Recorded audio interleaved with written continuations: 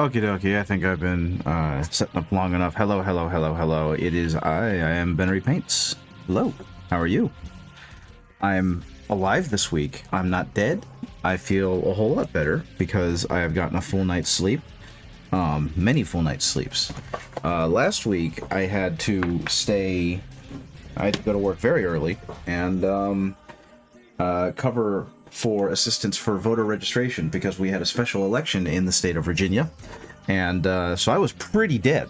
And today that is not the case. I feel considerably better. And hopefully that will play out a little bit more this time around where I don't sound bloody delirious all the time. Howdy, howdy, howdy, howdy.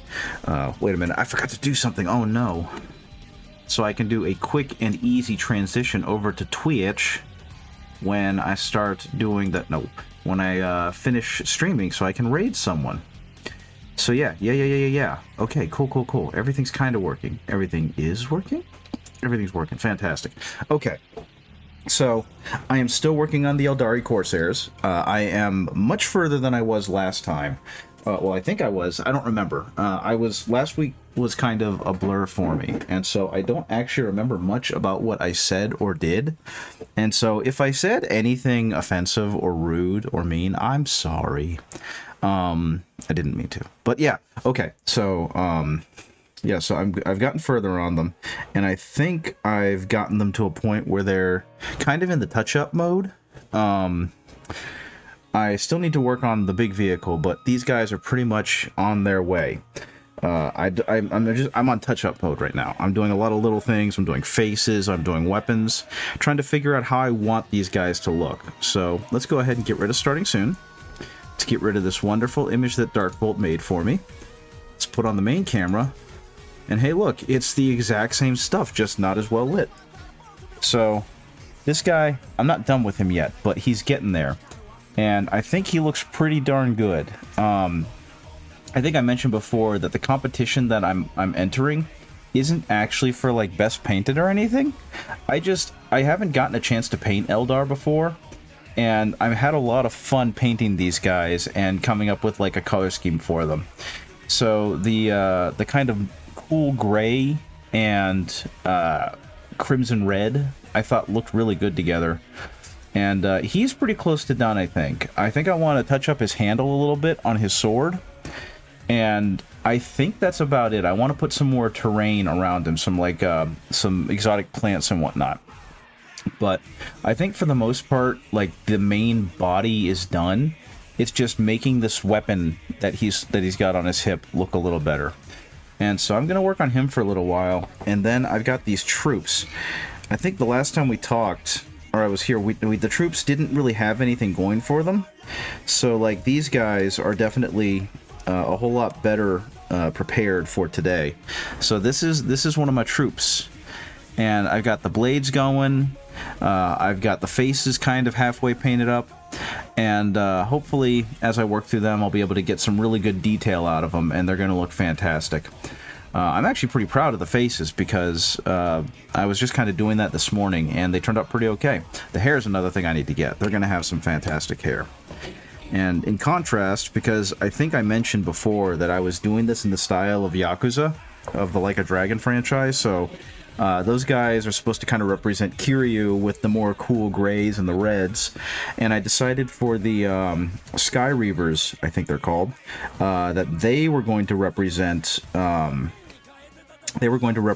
Majima with the darker colors, since they're a little bit more of like swoop in and cause problems. So like these are my dark, or my Void Reavers, I think they're called. Wow, there we go. And again, got some really nice coloring on the weapons, and I've got a little bit more accessorizing to do on them because I'm not sure I'm super happy with how those are turning out right now. They look kind of plain, so I'll figure that out eventually. But right now, what I really want to do is this Void Reaver, or this Karseth. They've got a cool little saber on their side down there, and it doesn't look very interesting to me. So what I'd like to do is I'd like to go ahead and build that up a little bit. And I think the handle is going to end up getting a nice brown to it, like a nice leathery brown, and the grip is going to have to be kind of a very light gray. So we're going to work on that, I suppose, and build that up from the dark maroon and black that I already have. But yeah, tonight's just going to kind of be me working on doing touch-ups and doing little bits and bobs to try and really push the details, because I want to. And in the meanwhile, I hope that your weeks have gone well. I hope things are going well for you guys. So yeah. I've been dealing with like a little bit of a weird... It was, I think, sinus-related cough to begin with, but it's only been getting worse. And, well, not worse, but it's been getting persistent and annoying because it hasn't gone away in a while. So I'm wondering if it's just the weather being the weather and causing me all sorts of problems with that. Otherwise, so far, it's been a pretty good week for me. I got to rest on the weekend, which was kind of the biggest thing, because I ended up staying late for a city council type deal on Thursday. I ended up having to stay for the voting thing on Tuesday. And on top of that, I was doing my normal workload, so it was a lot of work. But right now, I'm more interested in... There we go. And see, look at how much better that pops now. I don't even know if you can see it because of how blurry it probably is. Right now, I'm more interested in doing some really cool Warhammer stuff. Okay, I wonder if I can punch that all the way up to a white. I heckin' love this song. I saw today that there was something Yakuza related that happened.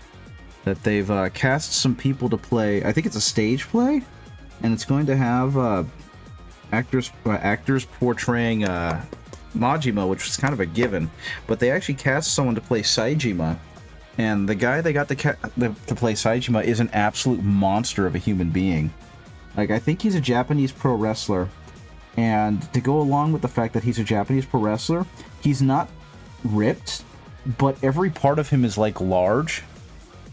And that's just utterly amazing to me, because he looks like a dude who has a whole ton of natural strength on top of the fact that he's got, like, muscles underneath that natural development of his. And he's apparently very excited to play Saejima, and says he's, like, dedicating his heart and soul into sculpting his body to be worthy of Saejima. And that's terrifying. Because Saejima is a brick shithouse in the game, and so having a guy who's already a brick shithouse be like, I need to be stronger, that's a level of dedication that scares me. So I'm curious how that's going to play out and if it's going to be any good. I was also really tickled to find out that the Yakuza stage plays are all on, or is translated and on YouTube. So I was able to find that. I think... I want these to be a little lighter as well because, well, first of all, I want there to be less moisture on this. The decoration, the decor on his robe isn't really coming through. So I feel like mayhaps the best thing for me to do would be to make it a little brighter. Though at the same time, it's such a fine piece that I'm afraid I'm going to paint over it too much. And I'm going to make it look sloppy and wet. Which is kind of already happening a little bit. You can see it just a smidgen.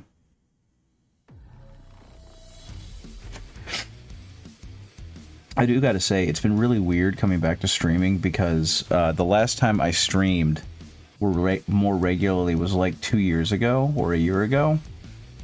And so many talented streamers, so many talented painters have started streaming. And I think it's really cool seeing how good they are. And how much bigger the space is now because streaming and painting and hanging out is just a lot of fun. So seeing that other people have started to do that is just like, heck yeah. I'm glad that you took the dive and you're here now. Because the space could always use you. Okay, let's see if I can hit this without making too much of a mess. What's starting to become a problem that I'm noticing is that particularly this brush, which has been kind of my staunch ally for the past few months, is rapidly starting to degrade. It's losing its point. And given that it's supposed to be my fine detail brush, that's extremely bad. Because that means I can't use it for that anymore. But I guess the good news is that that means I can move on to another brush that I bought. That was a Monument Hobbies synthetic brush. And I think it was only like $2 or $3 more than this little guy. So it probably behooved me to go ahead and really start using it and seeing if it was worth the money, because it is. I think I've used it like twice, and otherwise it's just been kind of sitting in its little brush sleeve, languishing away and doing nothing. And you know, you buy tools to use them, so it might be in my best interest to go ahead and do that. What happened here? Why did you completely... Well, that's fine. And I think what I can do from this is I still have that white, so I can go ahead and do a little bit more of a highlight on the parts of the trim that are really hitting the sunlight.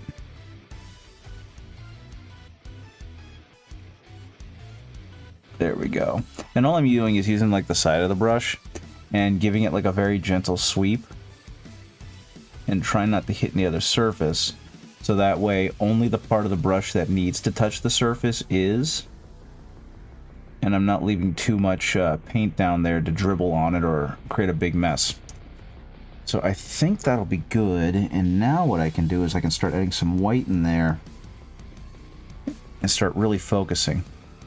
Because now that we've got a little bit of variety of color, we can have the parts of the fabric where the sun, the light source, is going to bounce off it the hardest.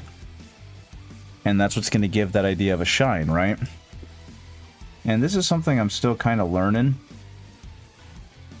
because it's definitely not easy.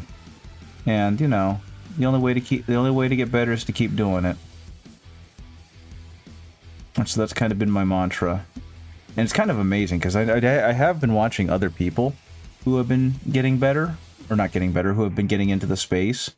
Like I thought it was kind of wild that in between the time that I like stopped painting or stopped streaming, Hoodguard had started, and I follow Hoodguard a little bit on social media, and they went from like using some of the stuff I learned from YouTube to get these lessons on painting better to I entered my first golden demon.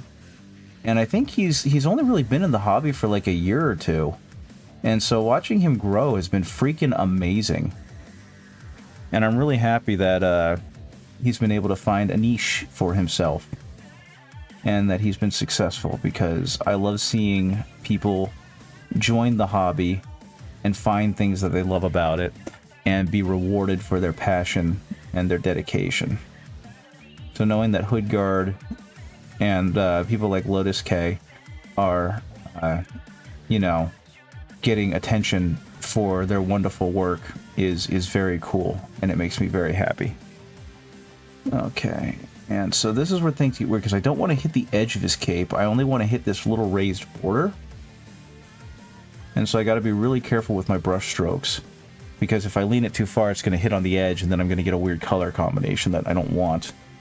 I'm going to accidentally edge highlight the edge of the robe instead of the high spot that I'm trying to go for, the trim. But so far, this is turning out pretty good. And I think once I finish this, I'm going to go back and do like the maroon bits on his the handle of his sword. And then I'm going to call this guy done, because he pretty much is, as far as I know. Can you even see what I'm doing anymore? I'm not... I need to pay attention to the camera more. My bad. There we go. There we go. And I think that just about does it for him, because I've kind of hit everything I wanted to. His cloak is now billowing majestically, and it's got that great highlight. And now I can probably do a little bit here. I always worry about doing too much, you know what I mean? I have this saying, I think I got it from, it's like a Chinese proverb, painting legs on the snake. And I think about that whenever I worry, have I done enough? Have I done enough? because that's exactly what that means. Is you've done enough and you think you haven't, and now you're trying to do too much. So you're metaphorically painting legs on the snake, and of course that's not good. You don't want to do that because you're going to ruin something that was already perfect by making it too much. And so that's what I'm always worried about whenever I paint is, have I done too much? Have I done enough?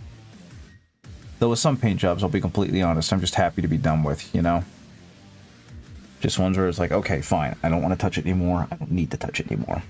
Okay, so let me see. I need to do something, maybe...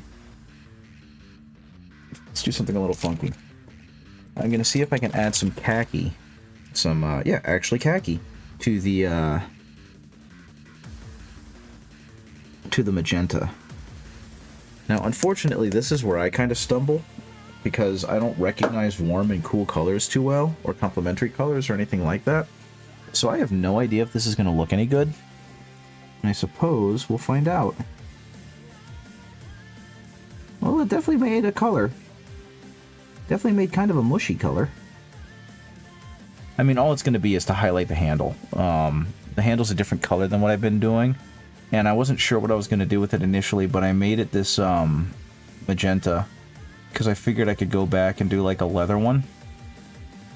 Because I usually do this magenta as kind of the deep color. Add some purple to the brown. And then I hit it with like a brown highlight and then I go higher from there. But I don't think I want to do that. I think I kind of like where it's going right now. I'm going to hit it there. And something else to think about if you're trying to get an army painted quickly is that what I'm doing is kind of super useless because this is not a part of the model that most people are going to care about or see. This is purely for me because I didn't like how it looked. And yeah, we're going to draw some light towards the front part. And there, now we've got some depth to it. And I think that's... No, I want to do the inside. I was about to say, I think that's pretty much it. But I kind of want to do the inside right here. And just hit some of that. And then get some more of that khaki. Lighten it up a bit. Then, again, just a little bit. And I gotta be real careful here, because the last thing I want to do is do some stupid-ass smudge on my way to finishing it. And I think that will do it. So this guy's done. And what that means for me next is I've got to go ahead and work on the rest of the troops. So, Mr. Corsairs, you can go over here out of the way. And what I think I should do next is the best viewers. Oh boy. You can... What can I do with this?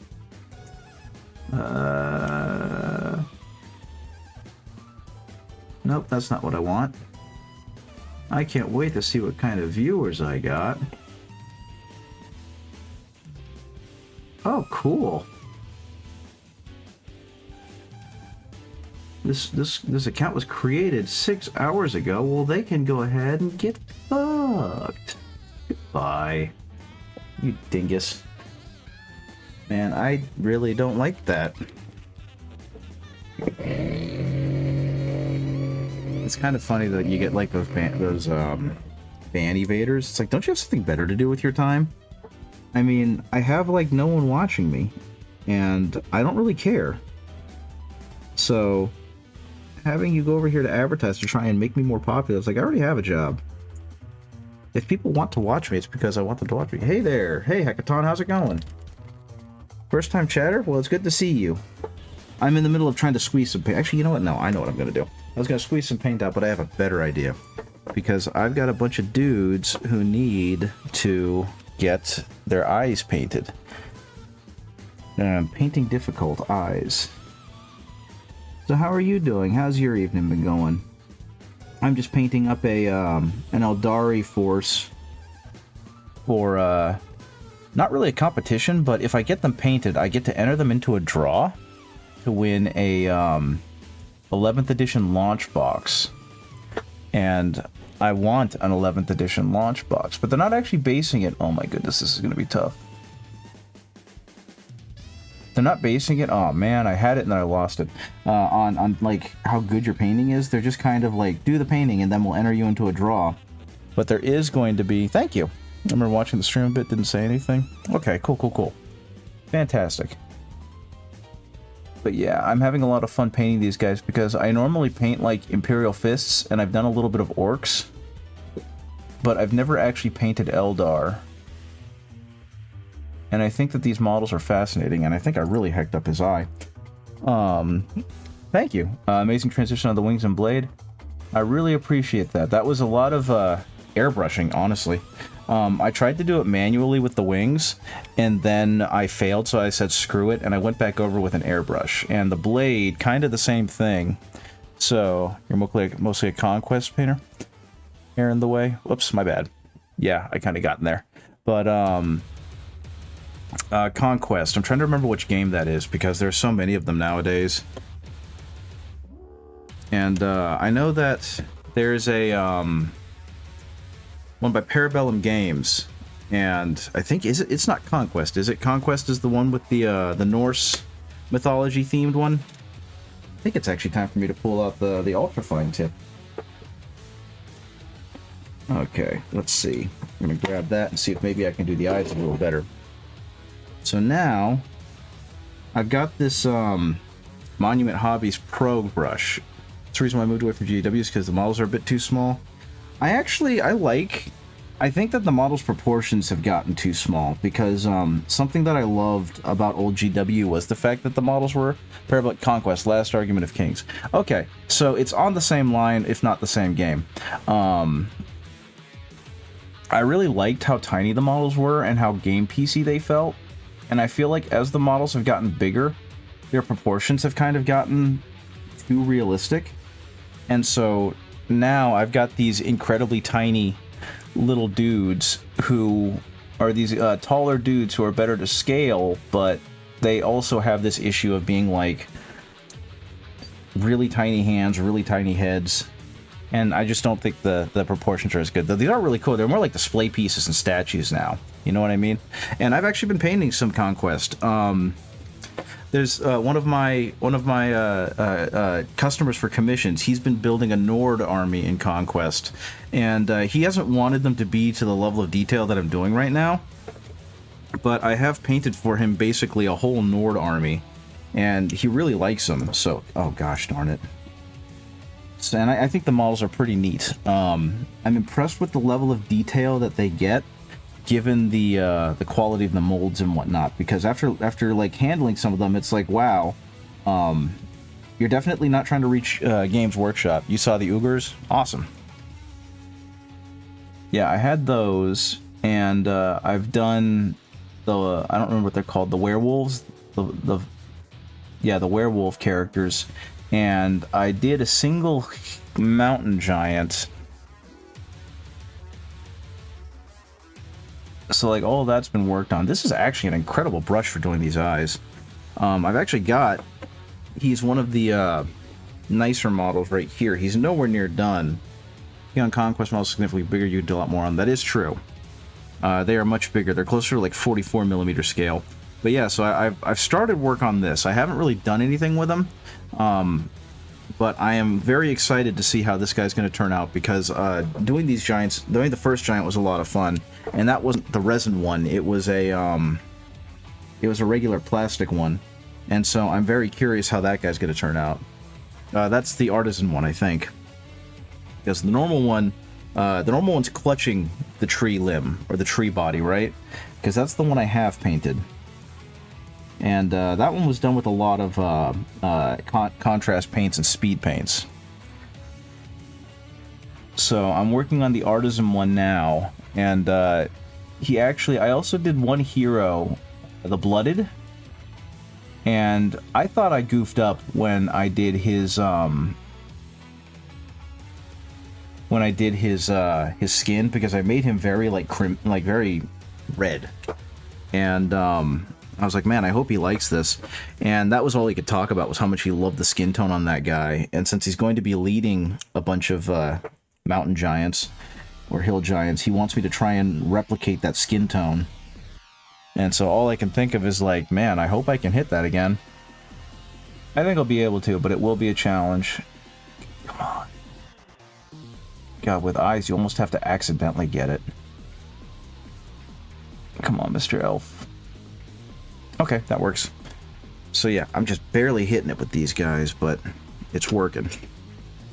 For some reason, I decided to make the melee fighters, the skirmishers, not wear their helmets, and the backline fighters all wear theirs. So that was a weird decision on my part, but you know what? I'm gonna live with it. Another thing is that because I did Xenos Combat Patrol, I'm going to be entered to potentially win like the battle force for this army. So that would be an additional Corsair battle force that the store happens to have. And I'll be honest, I'm not sure if I want it. Are you doing a Dwegon army? Isn't that the dwarves, right? They're really freaking cool. I think every army that I've seen from there looks fantastic. I think the next one he wants me to do, because once he finishes commissioning me for the Nords, he wants me to do another army, and I don't remember the name of it, but it's orcs riding dinosaurs, and I think that's pretty fantastic. Okay, and it works because my partner is really big into dinosaurs. And I think the orcs just look absolutely fantastic. Come on, get the eye. Get the eye. I got the eye. I think I got the eye. Did I get the eye? I didn't get the eye. Okay. Unfortunately, something that I always struggle with because I don't know any better, and I refuse to learn, is that Pro Acryl paint tends to be very fluid. And they actually pretty much request that you don't put it on a wet palette, because it tends to run really badly when you do. And of course, I've been doing stuff on a wet palette for years, and I really like how Pro Acryl paints, so I've just been kind of ignoring that, and I've been putting it all on wet palettes. The Wadron, that's it. But that's okay. Okay, so that's all good. Now I've got to figure out hair colors for these guys, because... Nah, I think I'll do that later. Nope, I think I want to do hair colors. I want to get them finished up. So, in this case, I got to figure out what hair colors I want to do for them. I think for a good number of them, I'm going to start them with like a black and a blue. It's kind of shading. And then I'm going to probably switch and alter depending on how I feel, because there are a lot of them with a lot of interesting hairs, and I don't want them to all have the same color. I know that like a deep red into an orange might be good, so I might do that. I think we're going to do the deep red into the orange on the sniper, just because I don't know if you've played Rogue Trader, but I really like that game, and Irliet is definitely an iconic Eldar, and so having one that's a reference for her is pretty cool.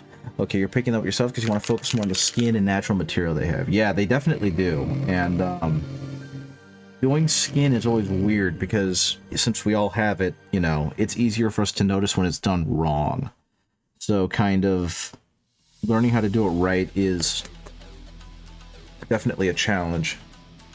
I did a dino a couple years ago. I did a couple dinos and really enjoyed how they came out. Wait, did I already do his? Yeah, I already painted his mohawk black. The scaling is a lot of fun. And I really enjoy working on like that texture. Okay, so I've done a little bit of black already on some of these guys' hair just to kind of preempt it. But I think I'm going to hit it with another layer just to bring it back down to a really dark color, and then I'll work it up from there. Yeah, no, if I had more money, I probably would have started buying into some of Conquest. I saw that they had a battle box that also had, like, Oni. And I'm curious how they're managing to reconcile having, like, a Japanese, East Asian-themed army in a game that looks to be primarily Norse and Northern European. At least that was the vibe I got from it. I haven't dug too deep into learning about that game.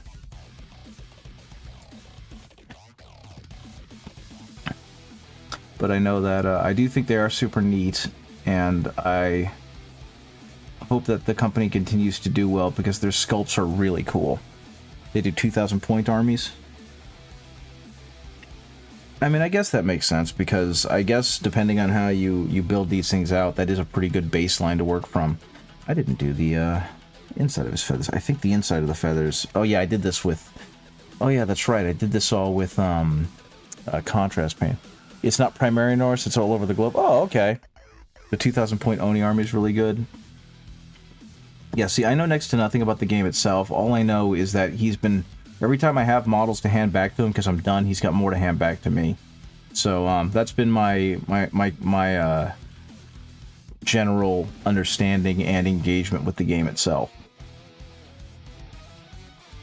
It's been primarily like, here you go, here's your painted models, and then he gives me money and new ones, and I paint those as well. What other armies are there for the game? I feel like I saw an Egyptian-themed one, but I don't recall. And I guess if that's the question, then the follow-up question would be like, what's the actual premise of that game? Because, like I said, I know mostly about the Norseman because those are the models I've been painting. But in terms of the actual lore and setup, I have no idea what it's about.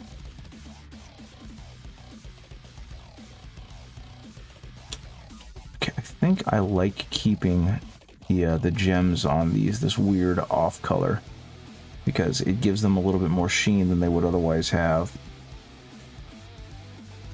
Honestly, right now I'm just kind of faffing about with the gun because I really don't know what to do with these things.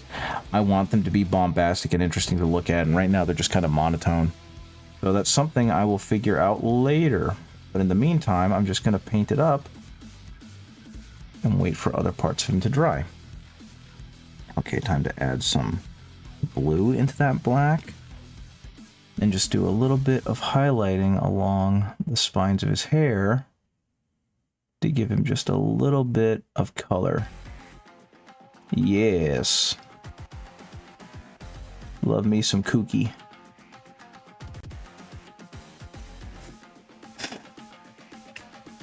Okay.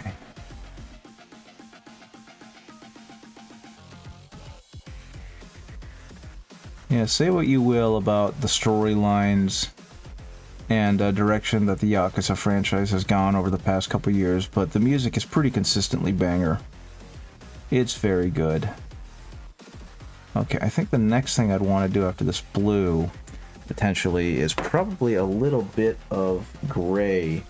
Oh, no, not gray. It would be yellow, because that would mute the color too badly, providing some nice highlight. So I think that's what's next.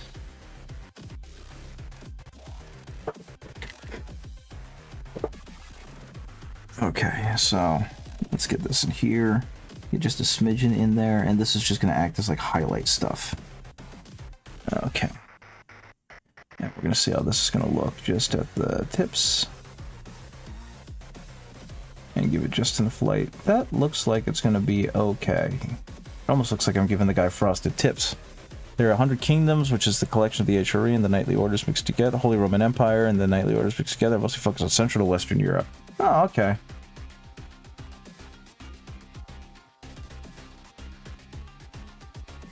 I do gotta say, I do love how many different studios are making their own war games, because there is definitely a niche to be had for people that are tired of Warhammer and aren't enjoying the direction that the games of the Spires are interdimensional invading biomancer elves. Good gravy.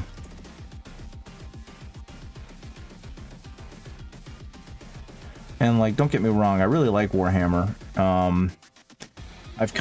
I got in the game really late, so the complaints and ire that most old school Warhammer fans have had on it, I don't really have. But just from starting in 9th, it was pretty easy to identify that my biggest gripe with the game is just like, I don't actually like playing the game itself. Not very much, at least. So it's really cool seeing all these other companies trying all these other things that, you know, cater to those who aren't really enjoying the game. I wonder if I can use this to make his mask look more interesting. Because right now that mask is super monotone. The Dragon March breakaway faction for the dwarves that were slaves and tools from the dragon gods, now after them with the infusion of power from war, the actual deity in game. That's super neat.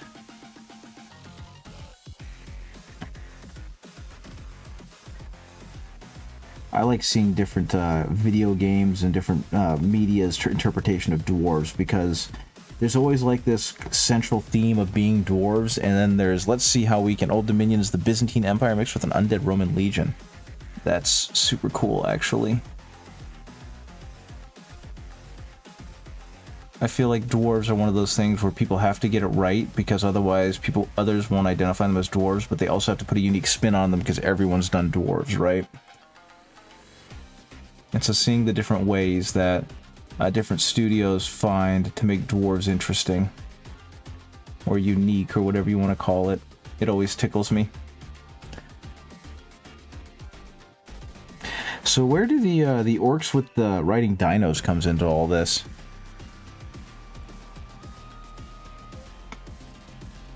Because I'm seeing a lot of you know, this thing with a twist. Why are there orcs with dinos? Okay. A little bit more of a highlight there. A little bit more of a highlight there. And now that mask is singing. You got Nords as well. That's the Nord mythology with a twist. Yes, if I remember right, a big thing about it is that the Ragnarok basically happened. But, I think, was it the giants sided with the Northmen instead of the gods or something? I don't remember. But I do know that he was very excited to tell me, and at the time I was listening very intently, but that was also months ago. And I do not have the best memory. There we go. And I think for the hair, I don't know if I want to make that any brighter. I might make it a little brighter. Oh, that's really wet. I don't want my brush to be that wet. One of the things that I've had the hardest time with learning when I'm painting is moisture for the brush, and how little you actually need to have on there.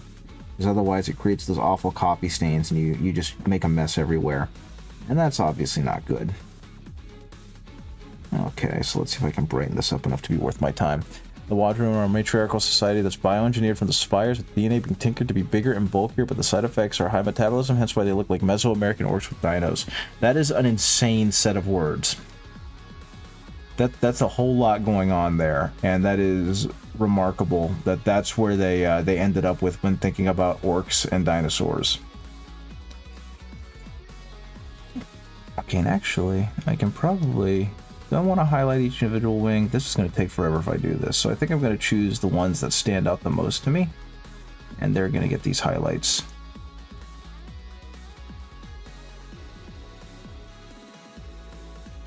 Okay. The Sorcerer King is Indo-Kush, but with a mix of Persia, Arabia, mythology. Good gravy.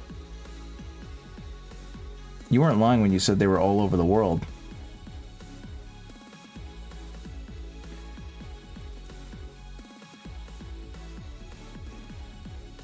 Okay, I hope this will do it and give it kind of enough of a push, because I don't want this to end up looking too frosted. I just want it to look like it. Sorcerer King is one of the few factions done really well. I don't know, it sounds like all the factions are done pretty well, honestly, but I don't know, because it's not my hobby. Okay, what color do I want to make her hair? Oh wait, no, I know what I need to do. I need to do her head guard, because she's wearing a head guard, and all the head guards should be black. Yoroni is a boiled down version of Japanese yokai. Fair enough. Yeah, I think in her case, it looks like I forgot to do her ears, so that's kind of embarrassing, but it was also 6 a.m., so whatever. Yeah, we're going to go ahead and do this.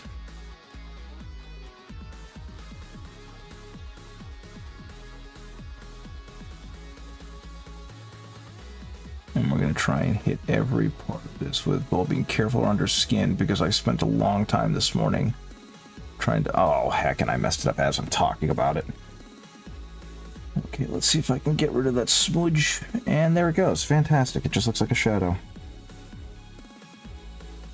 Okay, and honestly, probably because of how much paint is on her, I can't really tell where her face circlet ends and her hair begins, so this is all going to be kind of a crapshoot. The Weaver Courts are a splinter force from the Spires, but believe me in natural ways to enhance, which is why they look like wood elves from the game of Warhammer Fantasy.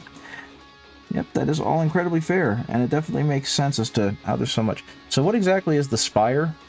Because you've mentioned it a few times, and I probably overlooked it, but what are the Spire?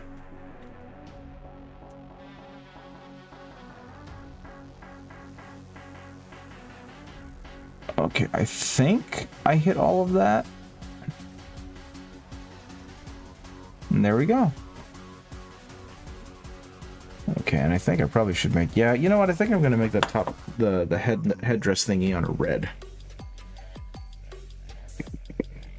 Did I do that for anyone else? What did I do for everyone else with their hair? Because I thought I hit one of them and made it a different color. I made it purple. Okay, so yes, this is going to be the accent color. And if that's the case, I need to make the thing tying her hair up red. Because nothing says stealthy like a bright red head covering. There we go. Interdimensional elves fleeing from their own dimensions. And why are they fleeing from their own dimensions? What have they got going on that's so bad that they need to come here? Okay, once again, we're going to go with like a dark blue as a shadow color. And then we'll go over it with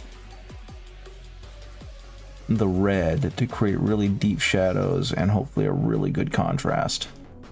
And then later, I'll just have to be super heckin' careful that I don't accidentally paint over it when I paint the rest of her hair. But as always, the goal here is for contrast, so we're going to go really hard with that. No? Okay, so it's still a mistwar is what you're telling me. Still is a mystery. We just know they're fleeing from something.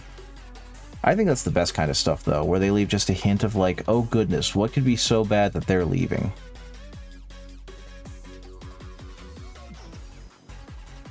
Okay. The Spires are the cutthroaty type. Oh, so they're kind of like less gross Drukhari?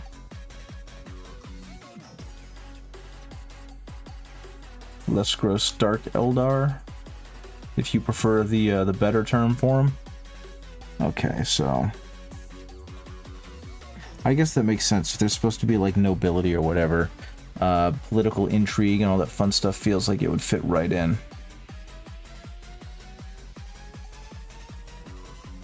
Okay.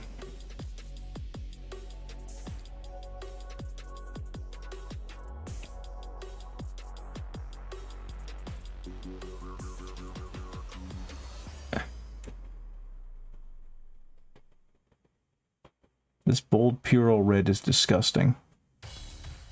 Not in a bad way. I love it, but oh my god, is it just so freaking red.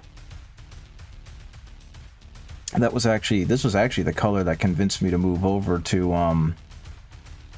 Proacro, was the bold Puro red, because it is like the single reddest red I have ever seen. It's so freaking red. And I mean, you can kind of see it there. Yeah, so, what do I want to do with the rest? I think the rest of that is going to be... I think this gem is going to be like a dark blue for the base tone, and then it's going to be a magenta, and then we're going to build it from that magenta to like a pink. Spires and the Weaver Courts are the masters of biomancy. That's always a good fun tone. Okay, come on. Okay, please. Give me some of that. Actually, no, you know what? I think I can just use the red and keep pushing the red until it becomes more of like a purple or a pink. Okay, so that's actually giving me the exact right tone that I want.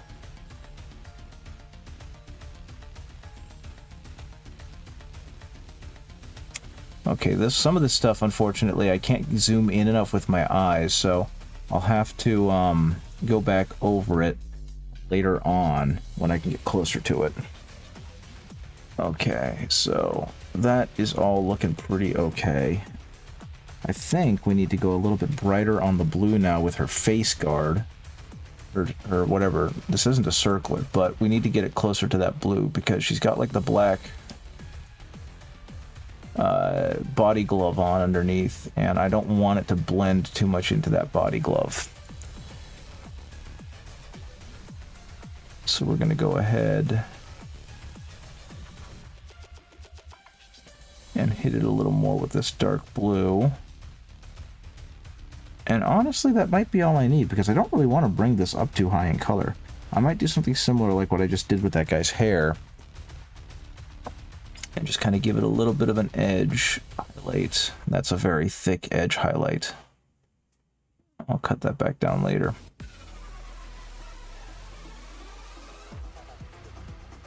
Yeah, there we go. Just enough to let you read that there's a clear edge around like her chin and whatnot.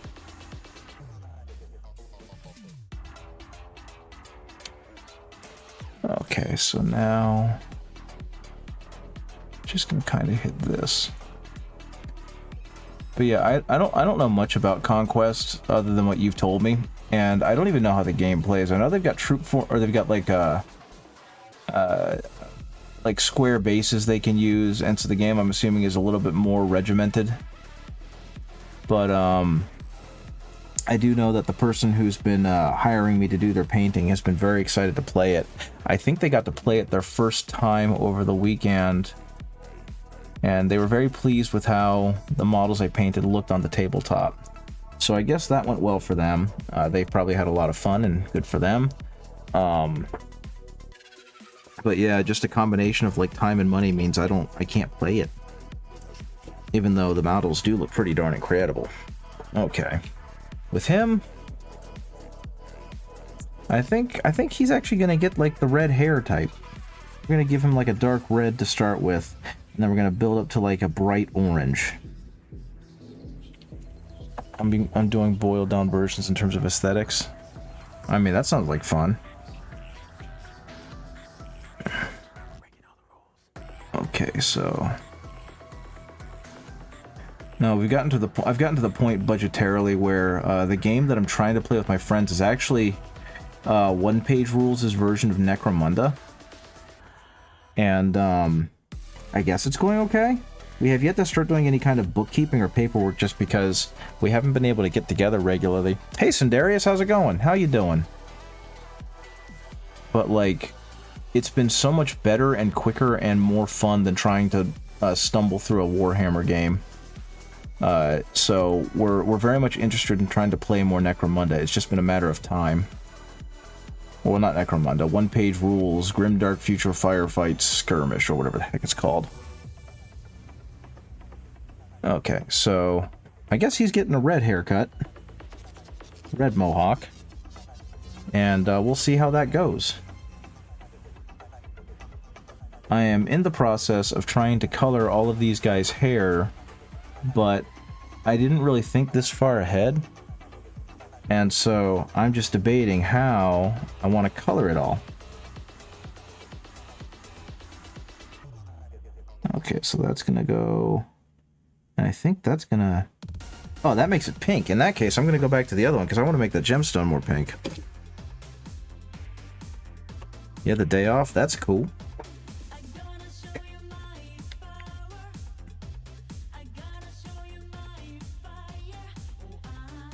Okay, I think that'll work. Yeah, days off are awesome. I work a 9 to 5 at a Monday through Friday, so my job is extremely regular. But for the first time in my life, I'm at a job where that's okay, because I don't hate going to it. So it's not that bad. Like at my old job as a school teacher, I used to have all of the breaks because, you know, school teacher, you get time off the same time the students do. You don't get paid for it, but you get the time off.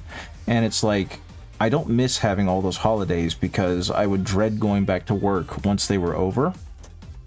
And now that I don't have to go back there, I don't have anything really to dread, so I've just been kind of vibing really hard. And just kind of enjoying the ride. And it's just been so much better. Okay. Okay, so this one's interesting because I'm not really sure how I want to paint it. I think I'm doing okay.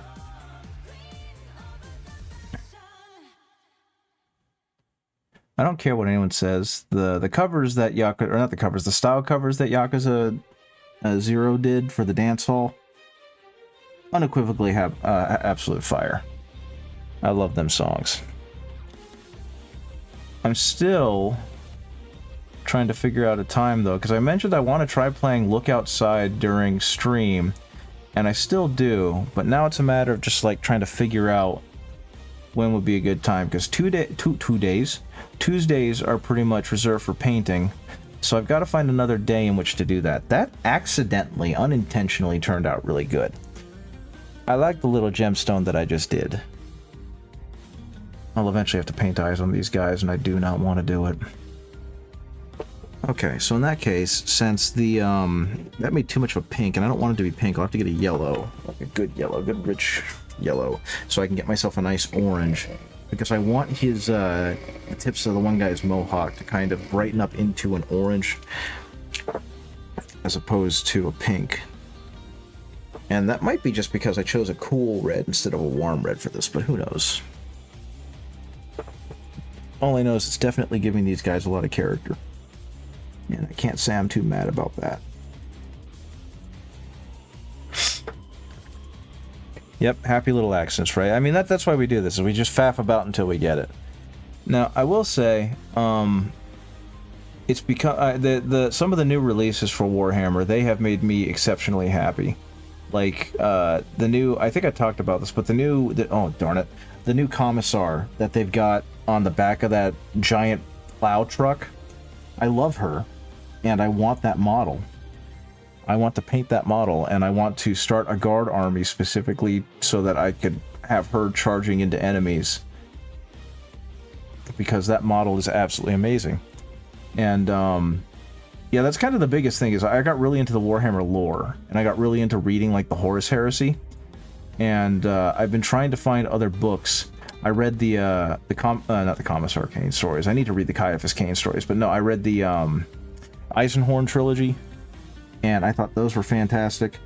And so, and part of it is just because the narrator for them, Toby Longworth, is really, really good at narrating. But I need to read more of them books. I need to find ways to engage with Warhammer that isn't the darn game itself, because I don't like playing it. So, I like painting the models. I like reading the books. Video games are pretty okay. I love the world. And so that's where I get my, you know what's funnier than that? What's funnier than that?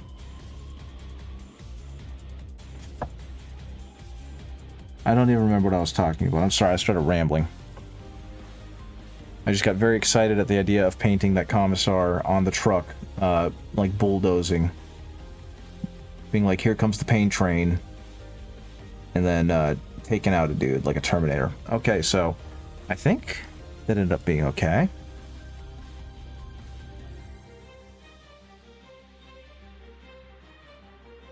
His hair looks like a sunburst. I accidentally made his hair into a sunburst. That's okay though, it looks great. I think the tabletop game soured me, but I do like their model. Yeah, that's kind of what it is like the actual tabletop game is, there used to be a joke from, Larry the Cable Guy of all people talking about trying to play Madden and just how complicated playing Madden was. And he's like, why can't there just be a pass button? And obviously that's oversimplifying it, but I kind of feel like that's what playing Warhammer is like. There's just so much crap to remember, and so many overlapping rules and buffs and conditions that you've got to think about, that is just like, I don't want to do that. And I feel bad saying that, because I know some people really dig the complexity, and good for them, because there's a lot there, and I know they've streamlined it down a lot, so it's not as much as it used to be, but I can't do it. I can't be that much of a student of the game because there's just too much of it for me. You look at the rules for the plow truck, it is the 24 in Commissar ability to unbattle shock, which just means she uses the Gatling cannon to kill a model. Yes, I do like that. I love the fact that she still has the summary execution thing, which is really funny. She's like, why are you all running? And then she just plows one of them with the, or she just mows one of them down with the minigun. It's like, that's brilliant. Commissars are awful, and that's what makes them great. Okay, I think I might have hacked up there, but that's fine.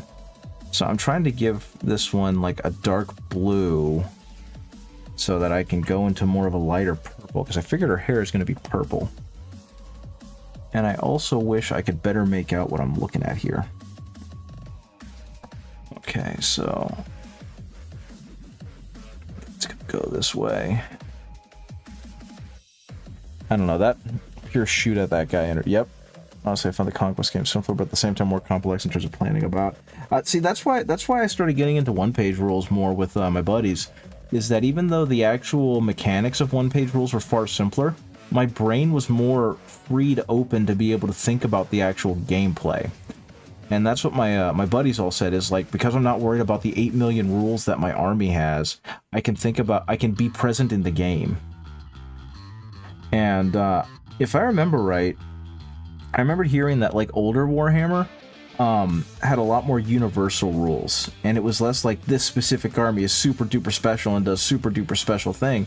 It was just you know, the data sheets. And I honestly think like the addition of stratagems in I think, was it 8th is what I understand. I think that killed it, because now everyone got a super special thing they did just because, and it just added so many layers of complexity to the game. And it's just like, ugh. But then again, I don't know, because I came into the game super late, and I really wasn't there for a lot of the before times, you know. And I think that's partially why that's a big reason why one-page rules appeals to me, is everything is kind of tied to the data sheets. There's little instruction, extra context that you might need, but by and large, if you can read the data sheets, you can play the game. And that's just infinitely more appealing. I will say, you know what has not been appealing? The fact that I bought a purple from Proacryl, and the purple is so bright. It's a royal purple, but it's so bright that in a lot of cases it ends up reading as pink. And that's just too much for me. Something earlier reminded me why Space Marines felt a little weird now, since they sort of act like Eldar at the moment. How so? I don't know enough about it, so I would love to hear someone's more insightful take on the game. Because like I said, I don't play it very often. I watch Auspex Tactics. Ooh, yeah. I've mentioned this a lot, but Yokohama Crack House is my favorite fight song from any of the Yakuza games, and it's just so good and makes me want to hit things. I want to go outside, and I want to go into my garage and hit the heavy bag until my hands bleed. Because I just think this song is so good. But yeah, how do Space Marines feel like Eldar right now? Okay, so... Okay, right now we're just getting like little snatches and hints to the purple. And I don't know if I want to go much brighter than that. Now, admittedly, I would still love to do like a narrative campaign. I tried to do it with some friends, but between scheduling, the small number of people that I know that can play and want to play Warhammer, and the bookkeeping, it's just like I can't do it. That's way too much for me. Ultra specialized units that do one thing, because it used to be about having a tactical squad that had a heavy weapon and a special weapon to be flexible, but now every unit has its combat niche. Yeah, I feel like that's how they're going with all of the armies now. Though that is, and yeah, it allows them to sell more models, because now you have to buy $60 worth of this one specific fighty type. But it feels like all of the all of the armies have kind of done that. And between that and just the model bloat, it just feels like too much, because you had the tactical squad, the Devastators, and the assault squad, right? And now you've got like the tactical squad. You've got the tactical squad with plasma guns. You've got the Devastators with multi-meltas. You got the Devastators with heavy bolters. You got the Devastators with whatever. You know, it's way too much, and it just feels weird having to play it like that. At least it does to me, because it feels like you have to spend way too much money to build what used to be a fairly simplistic army that still had a lot of flexibility. But then again, I don't know, because I didn't play the old game. I will say, I'm actually really happy with how this purple turned out.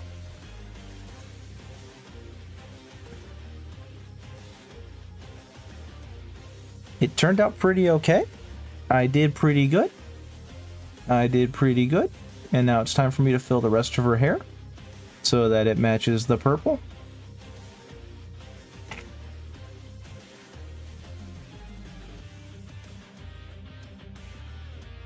I don't know. I do know that it is just kind of the nature of things to change as they try and evolve and gain new Yeah.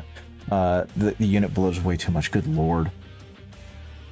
It does look like they're trying. There have been rumors that they're going to start throwing some Primaris models even into Legends, because there's just too much. And I can't imagine trying to bookkeep all of that as a company, because you know, the actual game of Warhammer 40k is less important to them than the production and selling of new models. But it just feels like there's so much potentially to buy. Old World, because you know what the units did. Yeah. I have not touched nor played Old World. Warhammer Fantasy died right when I started getting into mini painting. And so I know about Age of Sigmar. And I know the Old World came back and there was much rejoicing. But I don't think there's a huge Old World player base where I live, so I know next to nothing about the game. Looking to try out Old World, and I'll likely go back to Horse Heresy for a bit since that's really pretty cool. Well, yeah, it is their own fault. It is very much their own fault, and anyone trying to argue otherwise is foolish. But I understand why, because, you know, with how we interact with them, we are a consumer that is looking to be entertained. And because they produce a game, it's our expectation that the game be entertaining and be balanced and be fun. And for them, the game is very much secondary to selling models, right? Because it really is just a case of like, yeah, it's cool if you like the game, and of course the game facilitates and encourages you to buy models, but we just need to make sure it's just good enough that you continue to want to buy models. And as long as it does that, then we are golden. And so that's the business model they have chosen, and it's going to alienate a lot of people, at least from playing the game. But that's not going to stop people from buying the models or painting them or talking about them or playing the video games, I guess. And so as long as that's all a thing, then Games Workshop is going to continue growing. Okay, I'm actually pretty jazzed with this lavender hair and how it came out, because this was not my intention. I just started painting. And so I'm pretty happy that it looks like that. And I think other than... No, I need to paint the back half of that gold still. Heck. I was about to say, I think other than like doing her actual eyes and potentially that ribbon on the back, she's pretty... Oh no, she's pretty much done. So, cool. I'm spending way too much time on these. That is my prerogative. Okay, you... also have a black mohawk. No, you have the blue and black mohawk. I think for this guy, we're going to do something a little weird with him. We're going to go deep red to start off and immediately make a mess of things, because that's how I roll, baby. In comparison to GW, I still prefer the Conquest models because the size is the right height for me in terms of scale. Yeah, and I get that. Some people want their models to be a little bigger. I love them. I love painting them. I think they're neat. I honestly find them to be a little bit too big, because I'm already kind of not frustrated, but put off by GW making their models bigger. I liked the tiny models a lot, and I like the fact that they look like game pieces. So the fact that they've gotten so much bigger over the years is actually, as much as I love painting them, I don't like the idea of having to transport them, you know? Because to me, this little guy is perfect. This guy is fucking awesome, and I think that they kind of peaked when they made characters that look like this, because it's a game piece. I don't need it to have a dynamic pose. It's cool when it does, but it just needs to represent a dude. And I think he's a great looking dude. So, like, I love that they've gotten more expressive. I love that they've gotten bigger. I love that they've gotten more dynamic, but at the same time, in terms of playing the game, I don't want them. I don't want them to be that big. You painted some Saturnine Terminators at the base coast and sponges. I like how they turned out even without doing trim and other details. That's because, again, they're fucking awesome models, man. And, like, don't get me wrong, I'm not trying to say that big model's bad. It's purely a preference thing, because I paint big models, and I think big models are freaking awesome. Like that artisan giant that I'm painting up, that is one of the coolest things I've ever seen. And I'm super excited and actually pretty flattered that he was like, I need you to paint this for me because I know you'll do a good job. And it's going to look really cool on the tabletop. But, like, I guess I grew up seeing those playmats at, like, the Games Workshop stores in the mall, and just seeing how kind of abstracted everything was, and it made my imagination go wild, and just being like, oh man, that's freaking awesome. And unfortunately, the new ones don't do that in quite the same way, because they're so explicitly posed and explicitly dynamic. They've already told their story, and I think that's awesome in itself. And I think it's really cool that because they are that explicitly posed, you can tell some really cool other stories. It's just, I don't know, it's something about it. Or also aids to ferry somewhere. I guess so. I don't know what I got with this person's hair color, but I'm not going to argue, because it turned out neat. I think I'm going to give it a little more of a highlight, potentially with just Averland Sunset. Of all of the colors I use, I think Averland Sunset might be my MVP, because I use that color for, like, everything. It's been my baseline yellow for the longest time, and it just continues to be an incredible yellow that does a whole lot for me. Okay. Well, heck that up. Give me a second, boss. I'll take a look at that as soon as I clean this up, because I immediately messed up his hair.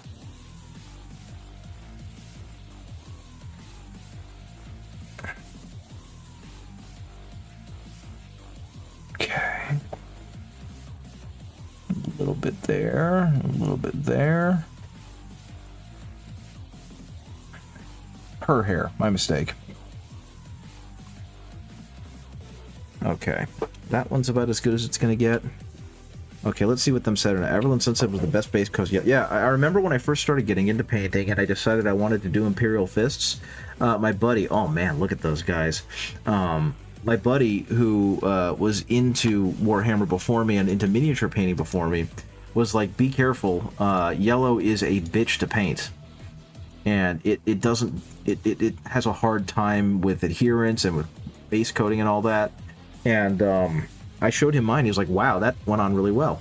Okay, so what you've shown me is some pretty freaking cool Saturnine Terminators, so give me a second, please. Give me a second, please. Here we go.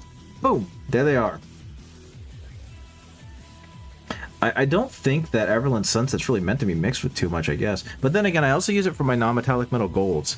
So yeah, that's been sponged on from what you said. Yeah, sponging the model can turn out really neat. It gives it a lot of texture, because, like, you can see all of the texture going on between these guys.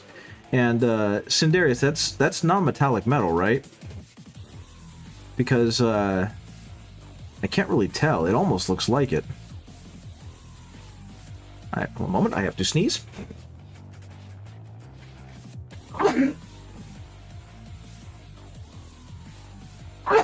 There we go. Because that looks freaking incredible. Yeah, that looks awesome. That looks incredible. I love the how it looks very weathered. Okay. Back to what I was working on. I think this one is next. Oh, I already gave them blue hair. So I guess next is to just give them brighter highlights. Addition of gunmetal to the sponge. Okay, so that's what's giving it that little sheen.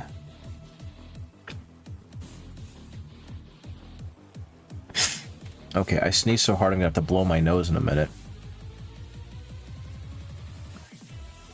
Because, yeah, I've been, I don't really have allergies. I have sinus issues, and I have sensitivity to it. So when it gets really dry, or it gets really wet, or it gets really hot, or really cold, my sinuses panic and swell, and then it sounds like I'm seriously ill when I'm not. And so it's been a problem I've had for many years now, and it just makes me sound like I'm dying. And I just sneezed like 3 times in a row, or 2 times in a row, which means I'm probably going to start sounding really congested. And once that starts happening, I'm going to blow my nose. Okay. Wow, their hair is almost like a silvery color. I can dig with that. A little bit.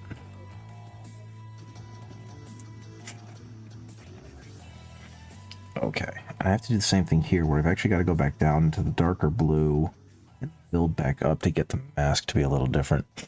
It was after washing and hitting it with silver too. Well, it looks fantastic, and I cannot wait to see what the final product will look like.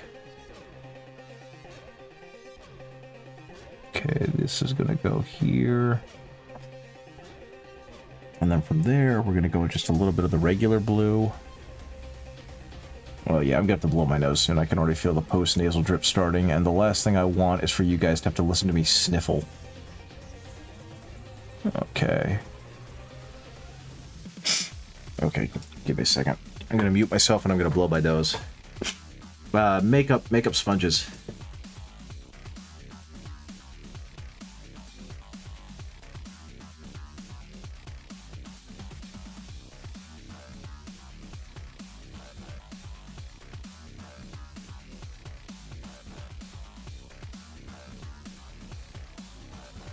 My understanding is that you want to use makeup sponges. Those are the best thing for sponging. But of course, Cindarius is right there, so maybe Cindarius can answer a little more lucidly than I can, because I've only ever watched people do the sponges. Packing sponges, that's a fun one. Okay.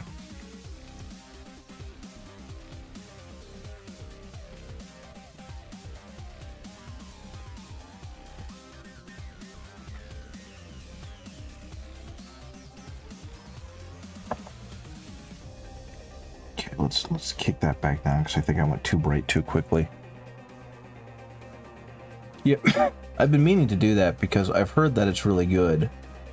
It's always been a matter of, like, do I have the money for it right now? And unfortunately, a lot of the time, the answer is no. And when I finally do have the money, I'm more interested in using that money for a much higher priority purchase.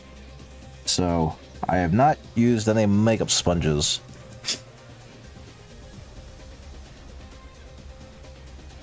Though I am very interested in trying, because the results, the textured results, always look freaking phenomenal. Okay, and then a little bit for you, and then a little bit for you, and I went way too bright. This is why we practice. Okay, we're gonna go back down a little bit here. Knock everything back down just a smidgen. There we go, that looks a little bit better. Now, I'm beginning to think for a lot of their armor, they've got a lot of fluting on their armor, and I probably ought to go ahead and paint that in, so that's probably also going to get a highlight. Okay, I gotta blow my nose again. My apologies, guys, I gotta blow my nose again. I tried natural sponge, but they're too random to get consistent texture. Makeup wedges are nice, but there's no spacing, so it's basically using a brush. Interesting.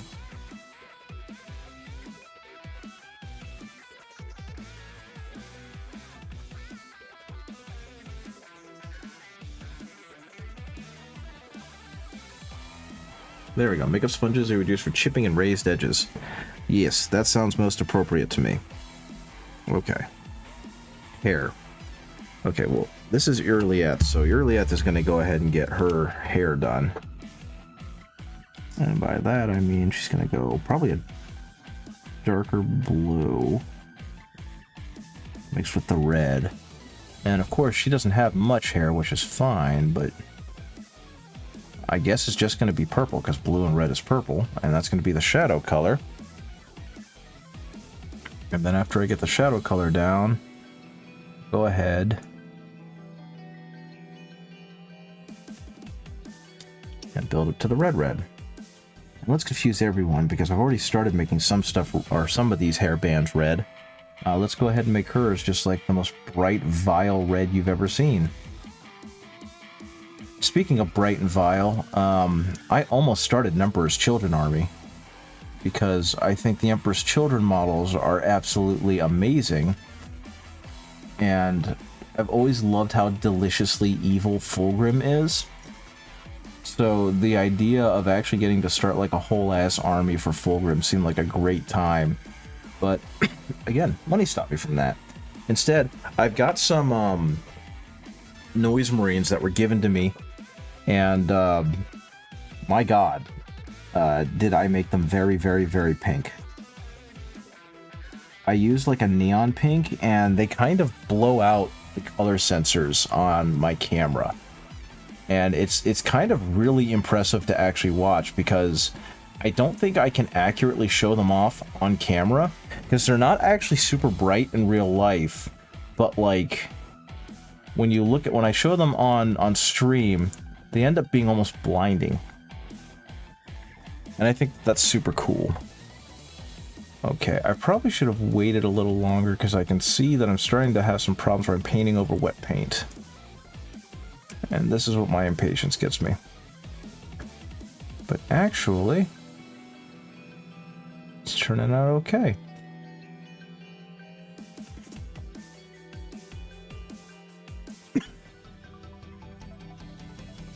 My apologies, what's always funny? Again, I rambled, and then I coughed, and then I forgot where I was. Okay, so we're gonna do that, do some of that, do some of that. Did I forget to put my stuff on shuffle? No, I couldn't have forgotten to put my stuff on shuffle. Because it's playing a lot of songs from like a Dragon, Infinite Wealth, and Like a Dragon. It seems like it's staying away from some of the other songs from the other games. The visual noise is so accessible. Yeah, that's right. Gotcha. Let me find one real quick. Oh, I sound like a dying man. Oh my god. Those are not my English names, those are my Chaos Terminator. Those are some labs. No. Oh, there they are. Okay, like, yeah. I say, stop your dying. I wish I could. Okay, so let's see if it still does it, because it's been a while since I've looked at it. Let's see if it still, if the pink still blows out the screen. Okay, so... Okay, it's not as bad, but that's definitely a lot brighter than it is in real life. I guess the color correction kind of fixed on that. I know I got more. I've got others that I've worked on and haven't finished yet. I kind of kept working on them and stopped. But yeah, this pink is showing up a lot brighter than it actually is. But yeah, I really like these models. I think they're fan-freaking-tastic. I want more of them. But yeah, very cool stuff. Anyway, I think that sneezing just unlocked every potential, every possible awful part about myself. I'm gonna mute again because I have to blow my nose.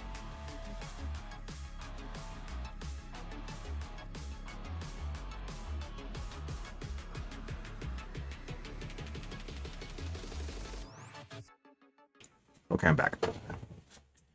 Okay, so her hair is very slowly turning red, which is what I want. Probably not this slow, though, so I'm going to kind of escalate, and I'm going to go straight to the red, and then we're going to go from the red into an orange. And hopefully this will end up getting kind of what I'm looking for in terms of, like, the color I'm going for. Because in my mind's eye, I can see Irliet and how her hair looks. Though, I could also be very wrong, and I suppose I'll just find out when I click on her picture and go, wait a minute, this is way off. But in the meantime, that is okay.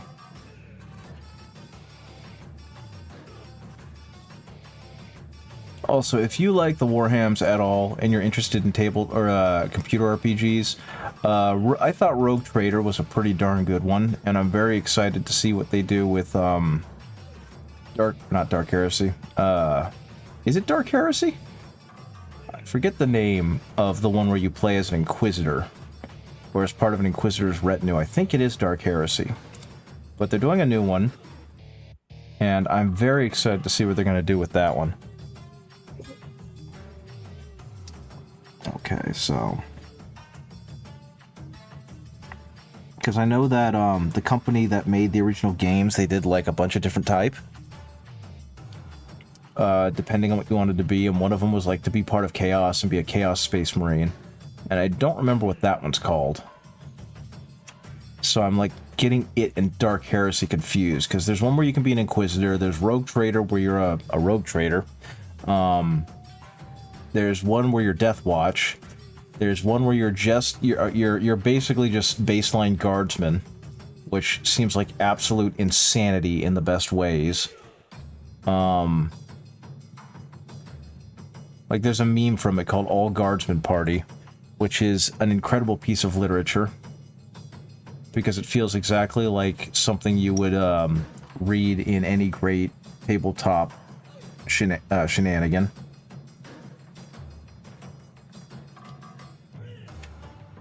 Okay, this is starting to get to Black Crusade. Thank you. Black Crusade was the one where you're Chaos Space Marines. Okay, and once again, I need to stop doubting myself because her hair is turning out really, really good.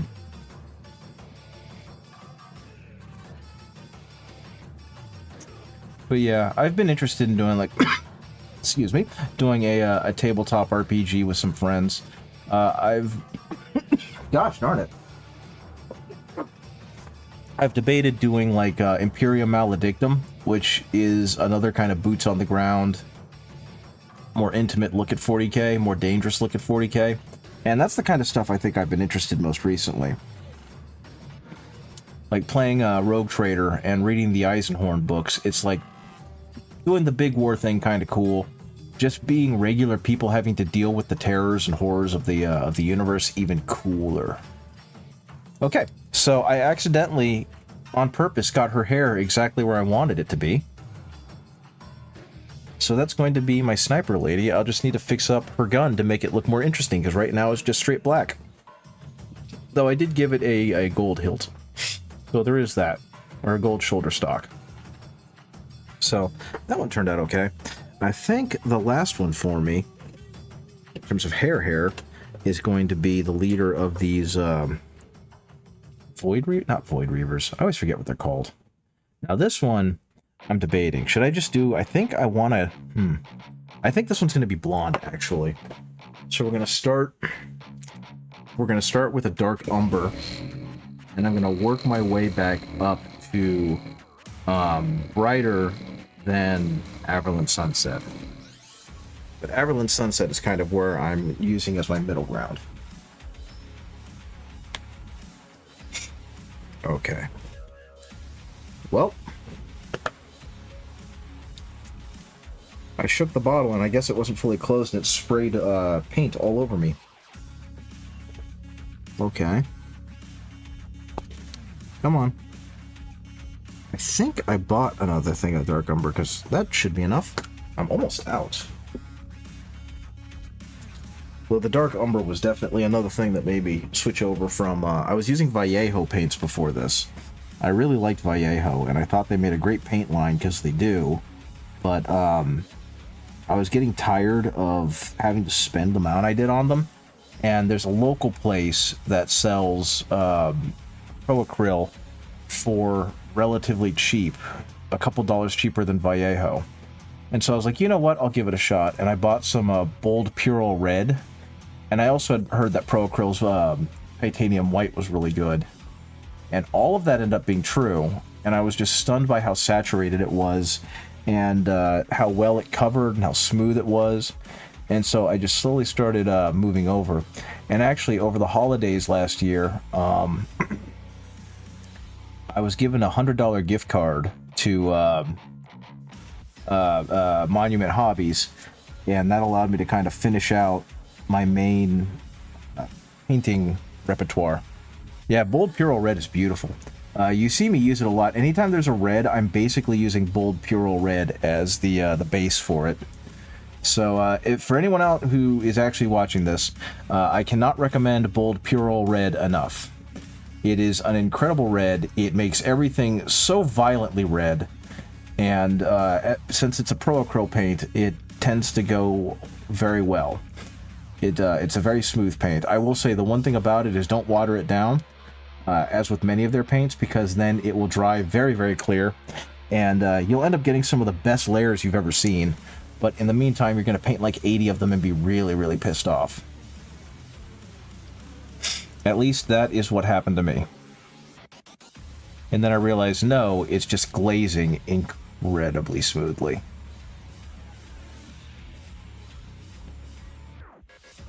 Okay, and like I said, this one is going to be blonde. So I'm starting with a dark brown, a dark umber that I've actually watered down, or not watered down, darkened even further with a black I added to it, and that's allowed it to be this very, very dark brown. And I can work up from there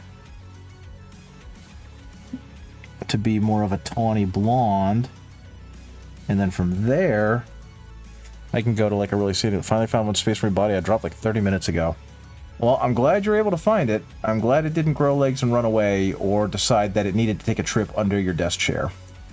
Because that's a problem I've had a few times, where the piece I'm looking for has decided it wants to hide under one of my desk chairs, and then I cry.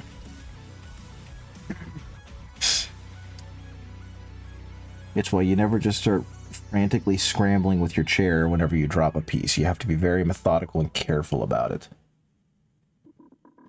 or else you run the risk of running it over.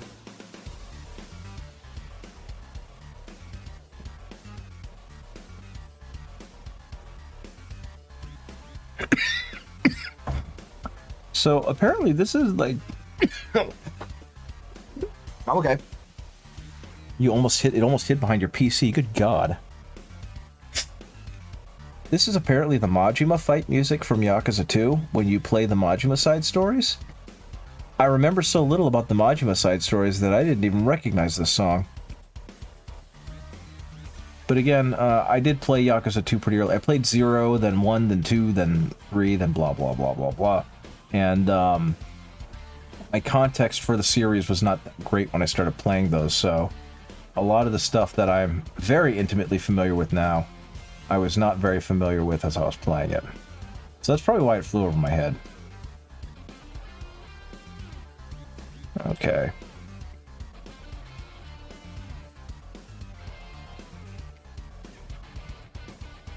Okay, so right now this is just kind of being a, like a dirty golden brown. Which is my favorite cloth I ever did during... No, you didn't!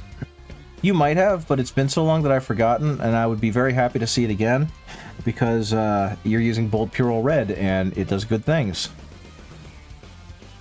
I feel like every time I do cloth with Bold Purell Red, it tends to become my new favorite cloth, because I think I did a good job, and since I've improved and I do Bold Purell Red, I end up doing a better job. And, you know, it just keeps growing. Okay.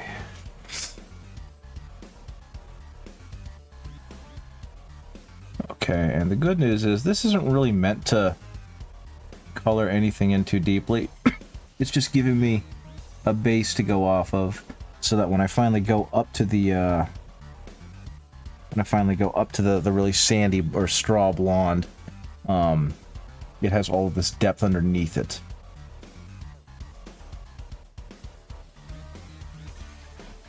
Because that's kind of the plan here.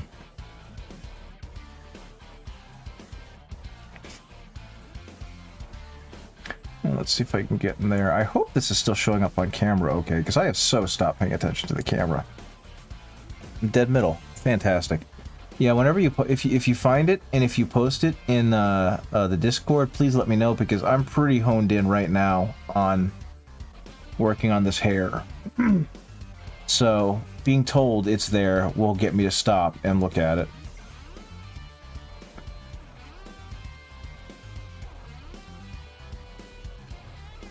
Okay, and this is where I'm going to need to do a little bit more. Because the next layer after this is going to be the actual, just straight Averland sunset.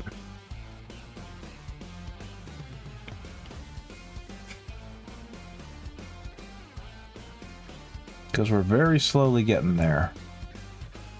It's just a matter of me trying to use very gentle brush strokes to not overwhelm and not glom it in there. And that's giving it just enough space to breathe. Which I'm apparently not getting. So this is a weird frick-ass song from Yakuza 6. These are in the fights against, I think his name is Big Low. He's this hefty Korean gang member that uses a karambit as a knife, as a weapon. And, no, he's not Big Low. I forgot this guy's name.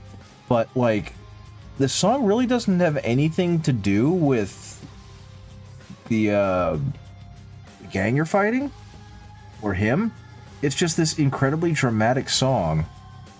And so it always struck me as kind of weird. And I remember hearing it the first time just kind of on like a workout playlist and being like, well, this is a dramatic ass song. And I originally thought it was from their Fist of the North Star game. And then I found out that no, this was boss battle music with one of the dudes from Yakuza 6, one of the guys in the Korean Mafia. And I was like, that is a choice. And don't get me wrong, because the song's awesome, but it just felt like a strange choice of music. Okay, when I'm done with this last brush load, I'm going to head on and I'm going to check to see what you got going on for me.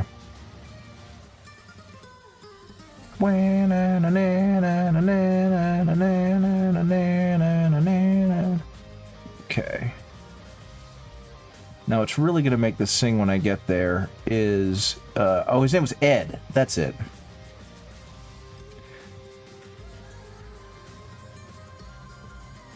Is when I finally get to the really bright, like, Dorn yellow mixed with Averland sunset. Because that's already turning into a pretty good blonde, I think. Okay, let's see what we got here.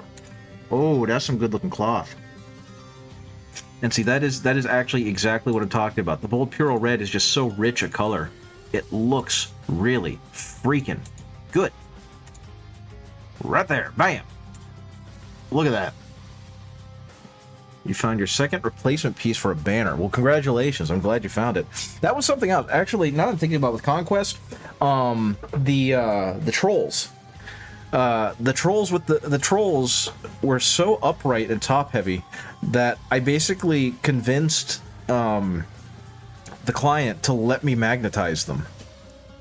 You think it might be drowning out your phone Kemper sensor? I know, right? It's glorious. I need to blow my nose again. I'll be right back.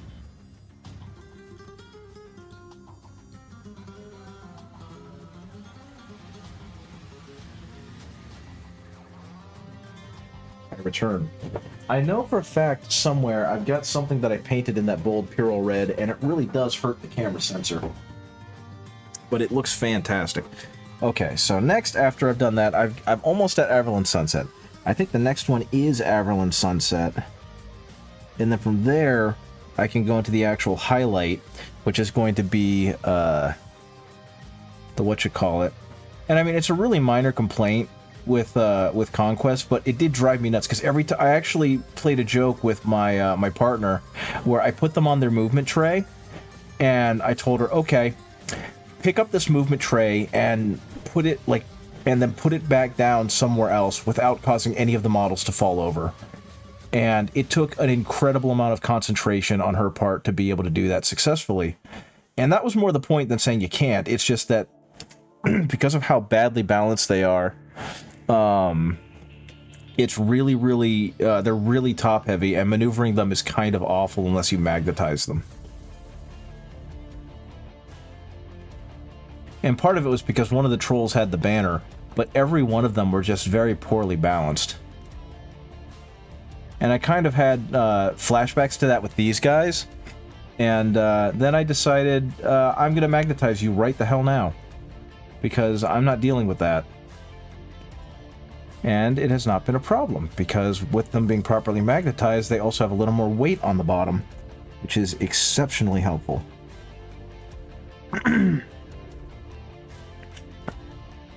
Posted your Fulgrim commission picture. Oh boy, I can't wait to see, because that Fulgrim is gorgeous, and if I remember right, you are a very skilled painter, so we're going to see some really good painting in a second.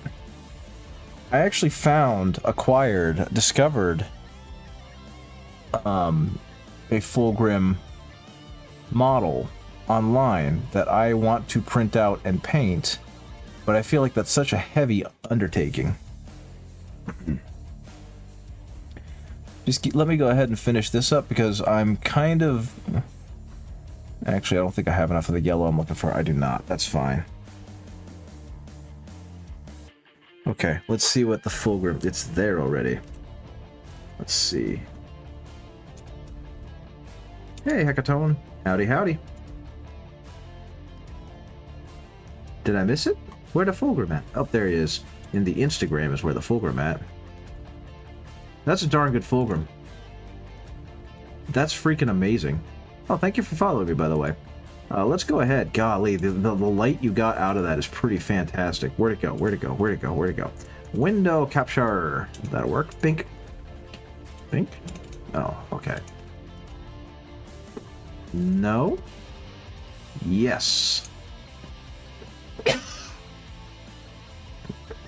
Bink. There we go. That's what we're looking for. Yeah, that looks pretty damn amazing. I am incredibly impressed with the lighting you got on those wings. That is awesome. And like the skin, the sinewy fibers you got in between the wings, that's incredible. That is such a cool model. I need to buy me that Fulgrim. Golly. I hope they paid you well for that, because you deserve every penny. That looks exceptional. Hey, Shiny Mew Paints. Good to see you. I probably sound like crap because I have a really bad aversion to the cold, and to the hot, and to the everything in between when it's too much. And so I've been coughing and hacking and sneezing a lot. You're average in my mind. I think everyone is average in their own mind, and I think a lot of that has to do with just you see all of the mistakes you made that no one else is ever going to notice.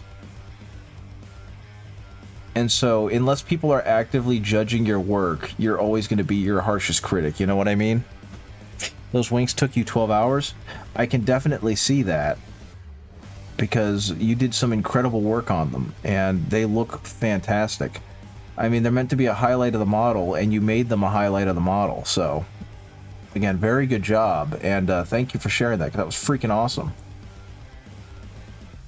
I know a friend, another friend who also streams, they also got a Fulgrim transfigured. I don't even know if they finished painting it.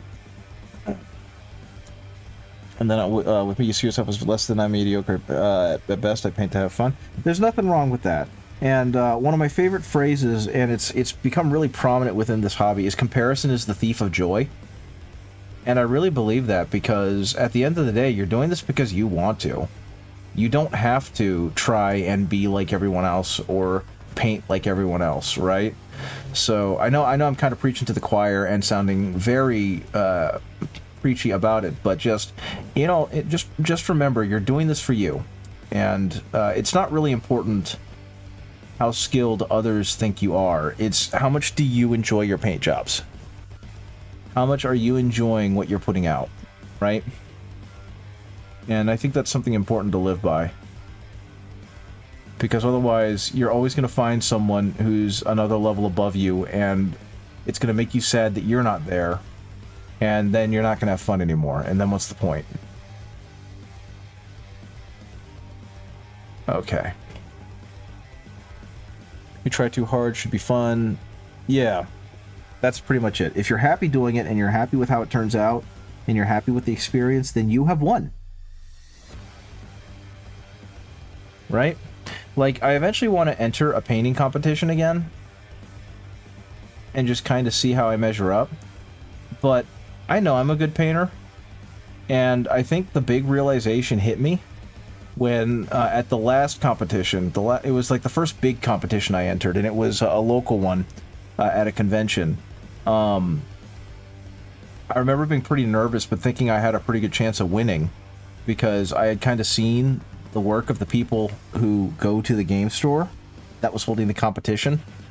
And I ended up placing third in both categories I entered. And I remember looking at the other entries that placed above me and feeling like I understood why they won, but I could also understand or see where I did things, where I thought I did things better than them, you know? And whether or not I won or not, that's not my call to make. That was very clearly a judge's call, and the judge is going to be correct.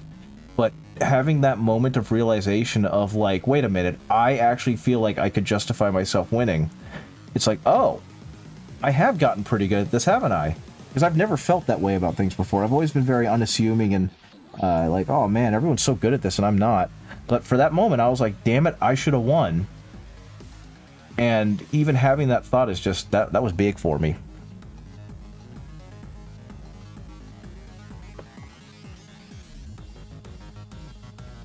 I nearly threw the fulcrum into the wall because the wings nearly made my eyes pop out.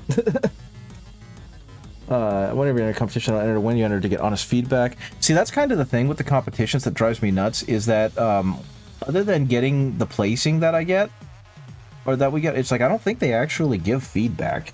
But it does give you a chance to interface with and talk to other artists, and I think that's important, right? Because that's where you can get your honest feedback.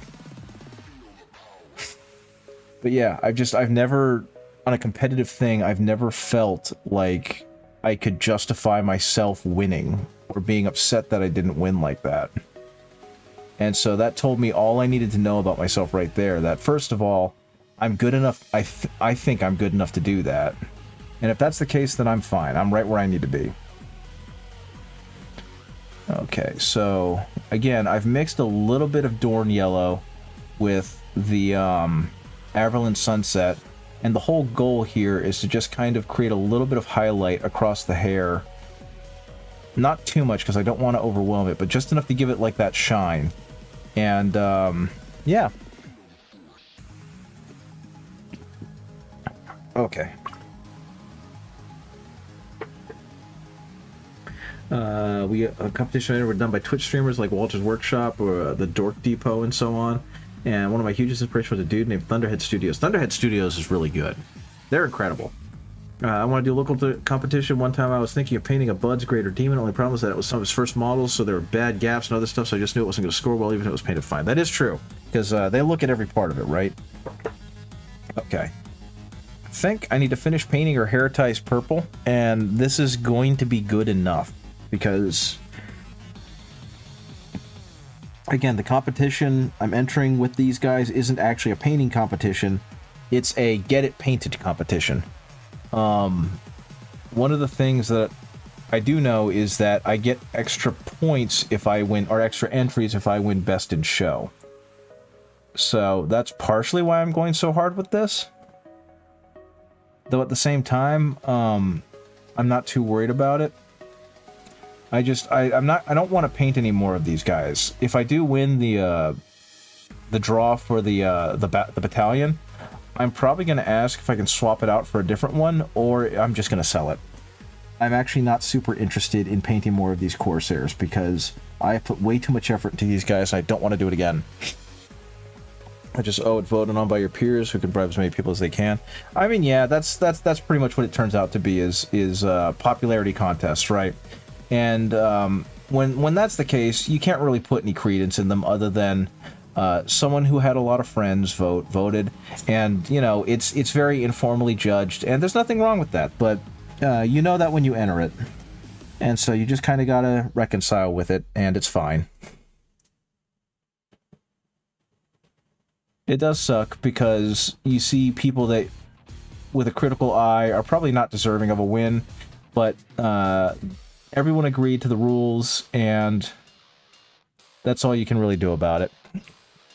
The Keeper of Secrets to paint for yourself. The Keeper of Secrets is a really cool model, too. It's got a very dramatic pose about it, so you're doing yourself a lot of favors. If you paint it half as well as you painted that Fulgrim, you're going to turn some eyes. Well, just literally just says you want to enter a competition here. We're not going to give you... Okay. Yeah, that can be pretty annoying. Competitions that don't give good guidelines for criteria, that's very annoying. Former teacher, I hate when instructions are vague. So I definitely get where you're coming from there. Okay, let's add some more of that. Okay, and I think actually... no Kingdom Death models. Yeah, well, no shit. Kingdom Death models push the envelope for the sake of pushing the envelope. They're beautiful, don't get me wrong, but they are definitely way too much. Okay, next, that's right, I want to do the crystal, and I think I'm going to do a dark blue up to the purple. You'll try posting an example demon you're painting for a friend. Very cool, very cool, very cool. Okay, so this is going to be... I wasn't sure what I wanted to do with this initially, but I think I had the idea of doing like a pinkish purple crystal. So that's where I'm eventually going to go with that. Also, shiny Mew paints. I know I keep saying this, but I'm saying this explicitly to remind you that I didn't forget. I still have that Lich Goblin that you sent me a long time ago to paint. And I promise that thing is going to get painted. I'm working in a Warhound Titan. That's not a Warhound Titan. It's literally... if we create a Warhound Titan, slap... Oh. Slap tits on it. Yeah, I don't... Some people aren't too fond of the crudeness of that kind of bit, but if you're having fun with it, then you're having fun with it. Okay, let's see.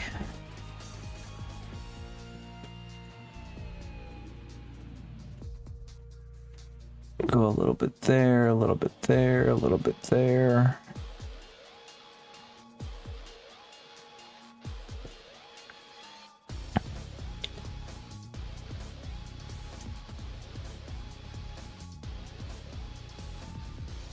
A little bit there. I'm probably actually, if I want to get the actual depth of color out of these, I'm probably going to have...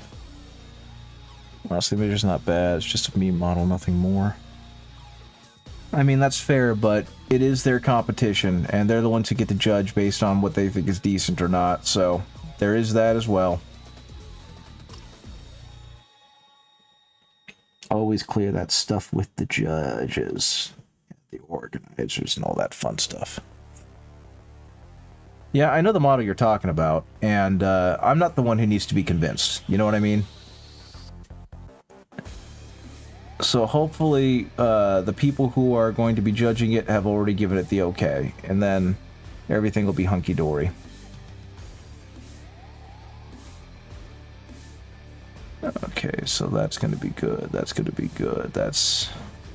I'm hoping by doing all this, you just paint it for yourself just for the fuck of it. Well, have fun with that then. It's probably going to be really funny when you're done with it. I mean, there's nothing wrong with painting things for the memes, because that's why we do things. Because we want to enjoy it. I painted an entire starter box of Votan to be Among Us, so who am I to judge? If you're getting enjoyment out of it, then that's all that matters. Okay.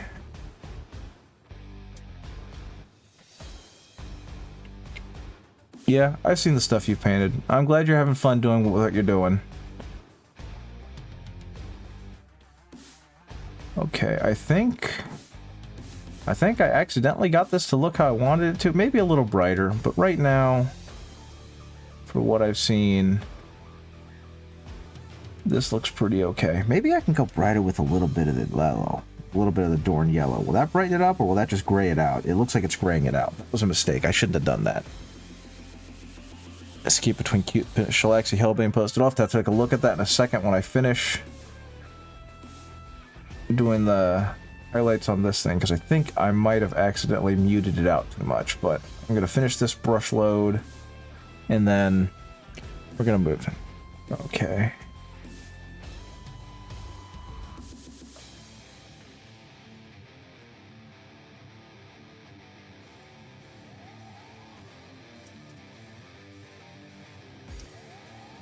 Okay. I'm trying to get it so that the edge of this crystal reads as though energy or light is concentrated in it. And I'm struggling just a little bit. So I think it might just be my color choices that are fighting me there. Okay, you picked up some royal purple pearl curl I used on the skin. Hey, so you used the same color I did. Okay, let's see what you did with this guy. That's an Instagram. That's a Twitch. That's the wrong thing. There's a Shalaxi. That royal purple looks a whole lot darker than my royal purple. That's because I didn't get royal purple. I got purple. That explains it. I probably need to buy some straight purple if that's how deep it looks, because that's a really good looking purple. Like, that's a good dark rich purple.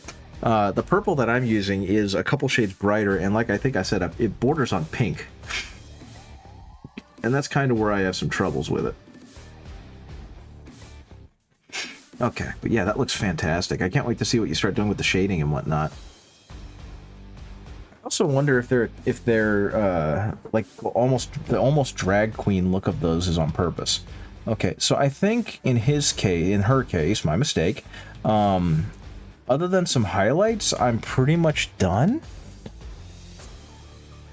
I'm pretty much done with this one. Okay, so that one's gonna go over here. And I think otherwise, the rest of these guys, the biggest thing for them is actually just going to be figuring out what I want to do with these guns. Because with these ones, I kind of kept them black. Hello there. I kind of kept them black, and I used purple for like the power cable. Actually, where is that little gobbo? Because that gobbo is really tiny. And honestly, that's a fun challenge. I enjoy the challenge of painting the tiny gobbo. Tiny gobbo? Gobbo, where's the other one? So there's the one I originally painted. Now, I think you're good, Cindarius. I was just kind of rambling. I'm looking for the tiny gobbo that I promised Shiny Mew Paints I would paint. Because I know I've got it somewhere, but it's very small. And so I'm struggling to remember where I put it.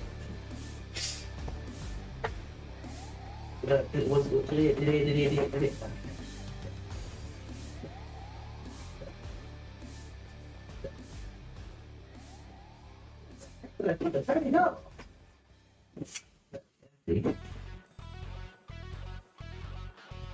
Well, heck, what are you? You're Anglo.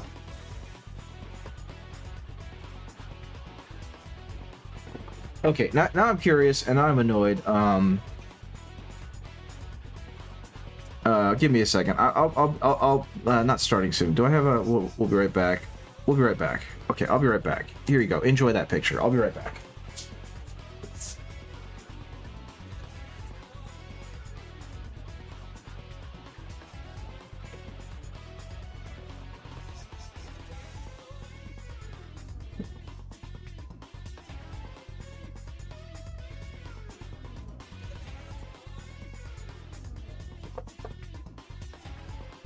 There it is.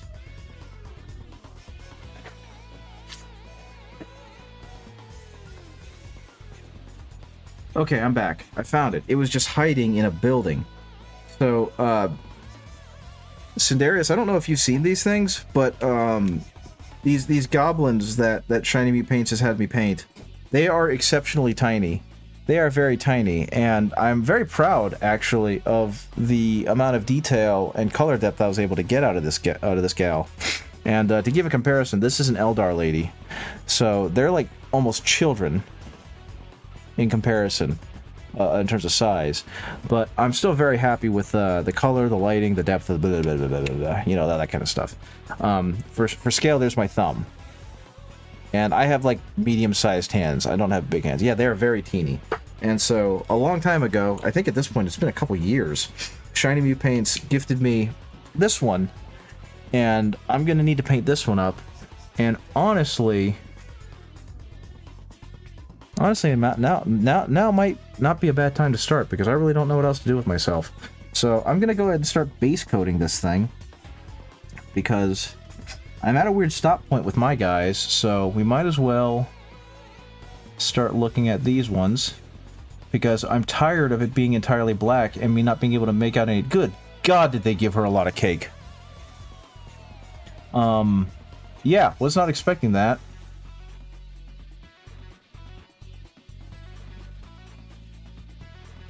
So we're going to go ahead and paint that down, and this purple is just going to kind of serve as a shadow for everything else that I'm going to be doing with the skin tone. And we'll see how that goes. I can't even tell if they're wearing sleeves or not. I think they're wearing sleeves, and I'm accidentally just painting over the sleeves? I don't know. But I suppose as I paint this up and find out, I'll realize, oh crap, I've done thing, and then I will paint over it again. But yeah, the biggest thing... Little did you know she has a bakery. Yeah, that pretty much. Okay, and I think I can... I think those are just the eyes. She doesn't even have her face showing. So, what I'm probably going to have to do is look at the original render, because she's so tiny that I can't actually make out details on her. So I don't know if these are hands or gauntlets. Like this one, it looks like she's wearing a fingerless glove, but I cannot tell because she's just so freaking tiny. Okay. She is undead? Okay. In that case, I think I might try and do a more muted green. Like, we're going to get that deep... Actually, no, you know what? We're going to do this crazy emerald green, and then we're going to do this crazy pale faded green. We're going to see what I can do with that. Yeah, she's a goblet. She's a little gobomancer, isn't she? Okay. So we're going to give her this deep emerald green skin. Like this jade green. And then from there, I'm going to go up to like an almost corpse-ish green. And we'll see how this looks. Okay, let's according to the Twin Goddess, the character is literally just a goblin lich. A glitch. Okay, and I will be completely honest with you, I love this color. I love that green.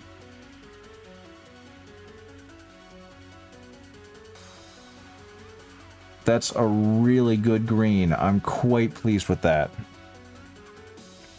Okay, we're gonna hit this over here. Give it just a little bit of that. And yeah, I can see that she's got like mummy arms there. And I can't tell here, so I think, like I said, what's probably gonna end up happening is I'll go back over, realize that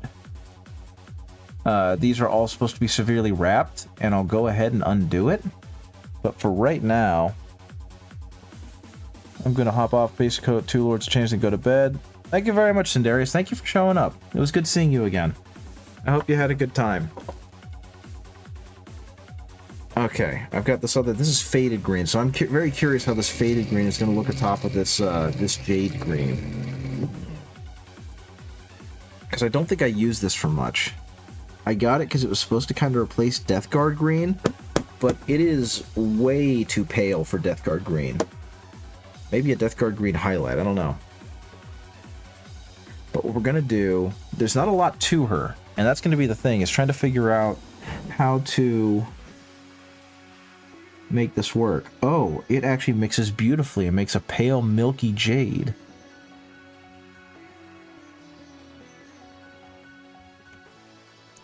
So this actually is doing some beautiful, beautiful work there.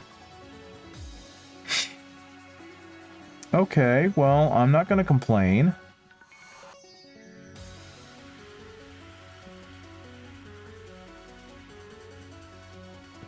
Because what that's doing is that's giving me an incredible pale green to work with. You're going to lurk? That's perfectly fine, Shiny Mew. It was good seeing you again. Okay, so that's that pale green, and now I can go on to the very pale.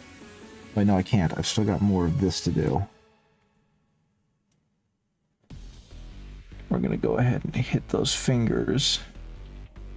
And yeah, that's definitely meant to be... Okay, yeah, I'm seeing some parts of her that were very much meant to be like wrapped like a mummy. And so that's what's going to happen, is I'm going to go back over that with some different colors to try and emulate the color of wrapper. But yeah, she actually doesn't have a whole lot of skin showing on her. It's mainly her very well equipped outfit, like her tall boots.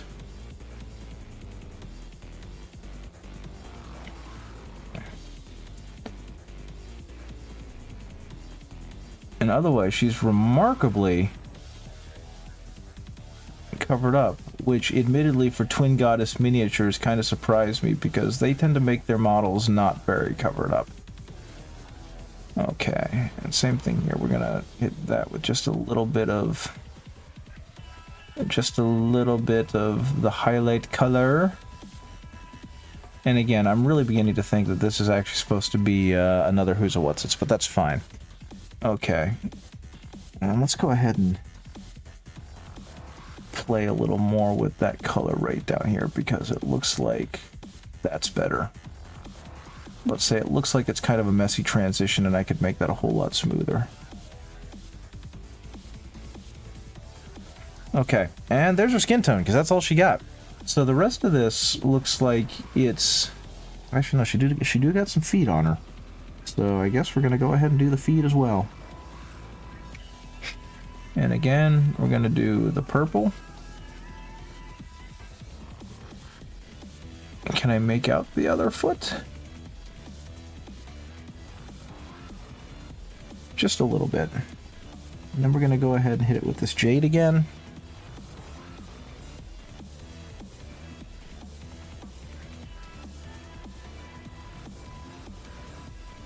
Let's see if I can get in there. That's about as good as that's going to get. Hit it with the jade pale green mix.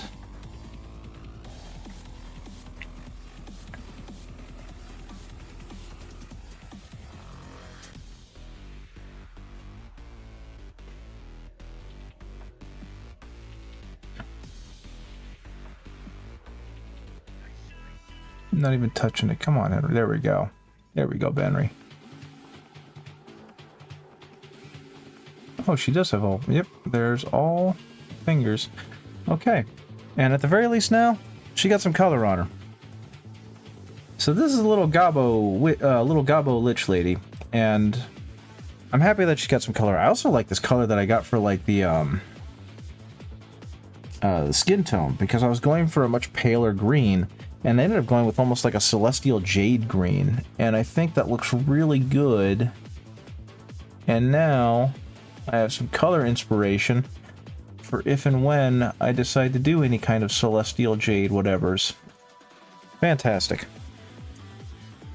Okay, so that's a little bit of progress there, and I'm actually kind of stumped with that, so I'm going to leave that be. What else was I working on? I've got so many other things that I'm doing. Oh yeah, that's hair. Okay, so not only does this one have hair, or like a plume, they've also got like a little metallic bit. So that's going to have to be gold at some point. And I think I've got most of the colors for the gold. So I'm actually going to hit that right now, because that's something I should have hit a while ago.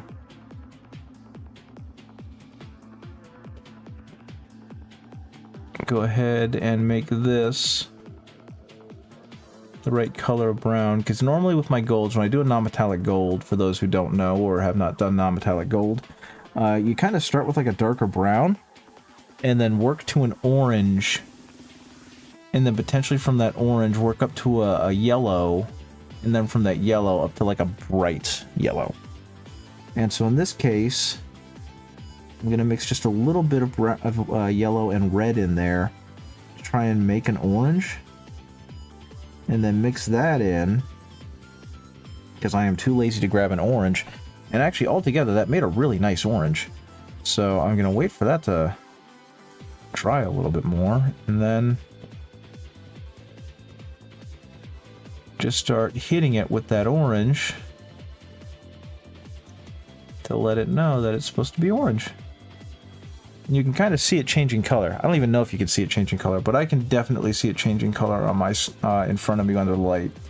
So it's doing what it's supposed to. And while I'm doing that, there's something else that needs to be, because I keep forgetting to hit it, but this lady right here, she's holding an emblem that on the back I painted gold, and then I forgot to paint gold on the front, so it's going to get painted gold real quick.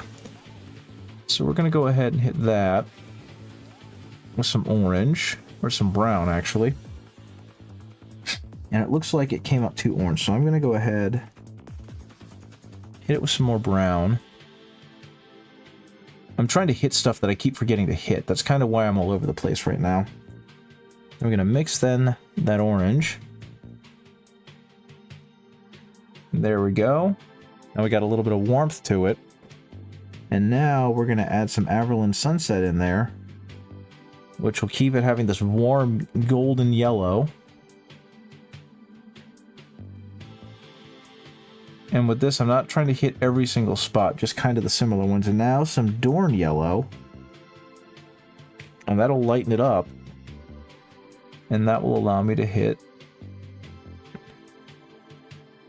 some of the high spots, which will make it read more as gold. There we go. Not beautiful, but I'm not going for beautiful. I'm going for serviceable. And right now, what I just did was more than serviceable. Getting these guys done and looking good. Okay, and down here, just a little more brilliance.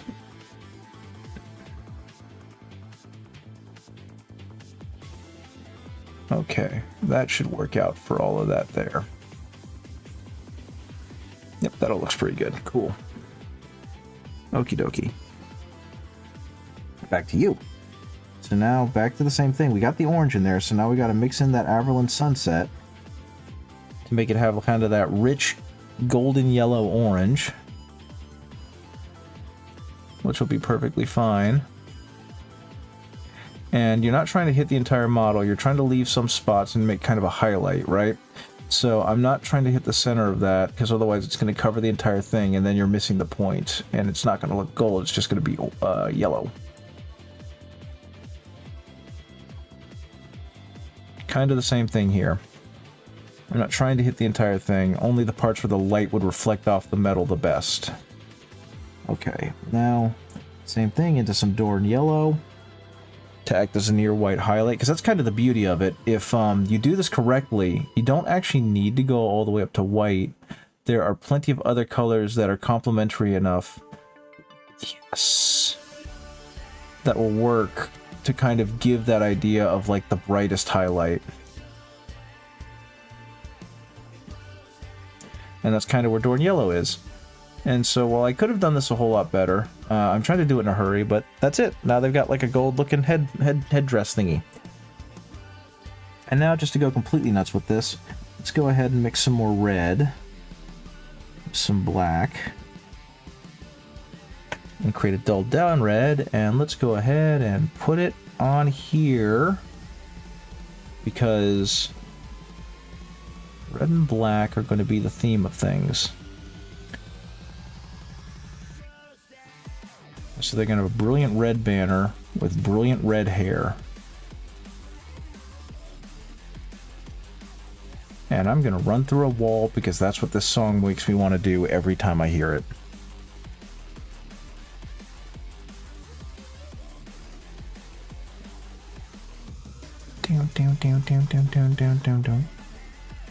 Okay.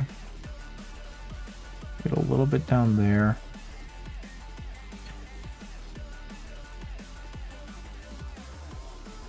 Okay, and that's going to go here. I think I was foolish and I forgot to turn off the version of this song that's like 8 minutes long. So be prepared for this to hang out with us for a little while. Okay, and that's gonna go in here, in that gap. And I'm gonna try and clean off the feathers, or the fur, which I just did. And now we're going to hit some of this, while being careful not to mess up the gold we just put down. Well, the not gold, you know what I mean? Okay.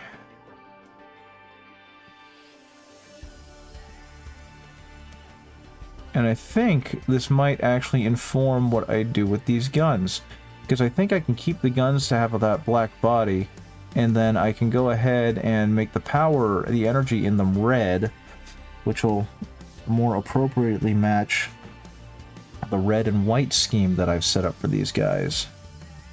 Okay. Now time to highlight. So for the highlights, I'm not trying to get into the crevices because that's what the darker red shadow is going to be. I'm just trying to hit some of these eye spots to really make this red sing. And I think what I've accidentally done is I've gone into that like kabuki wig thing. I don't think kabuki is the right word, but there's a character in an old game called Samurai Showdown, and I'm pretty sure he's supposed to be a kabuki actor, and I just remember him because he not only had a shock of red hair that was his wig for his stage persona, but he also hopped on one foot. And I remember in the first game him just looking really freaking goofy. And then I think it was Samurai Showdown 4, they had these super big sprites, and they gave him so much cooler a stance that he looked incredibly graceful as he kind of hopped on that one foot while he faced off against his opponents. And it was just like, that is a glow up. And good for him, because it's a cool concept and a cool character, and the original game did not do him justice. If any of you out there have played Samurai Showdown 1, then cool. I had that game as a kid and I thought it was super neat, and I was not good at it. Okay, so now he's got this crazy red hair. This crazy red plume. Yeah, I really like how that turned out. That looks really good. Against the like gray black of his armor, this looks fan-freaking-tastic. So yep, that's gonna be that. I wonder, what if I, you know, for fun,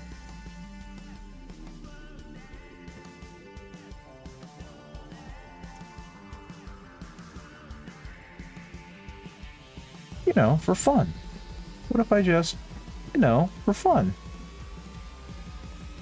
Oh, I like that.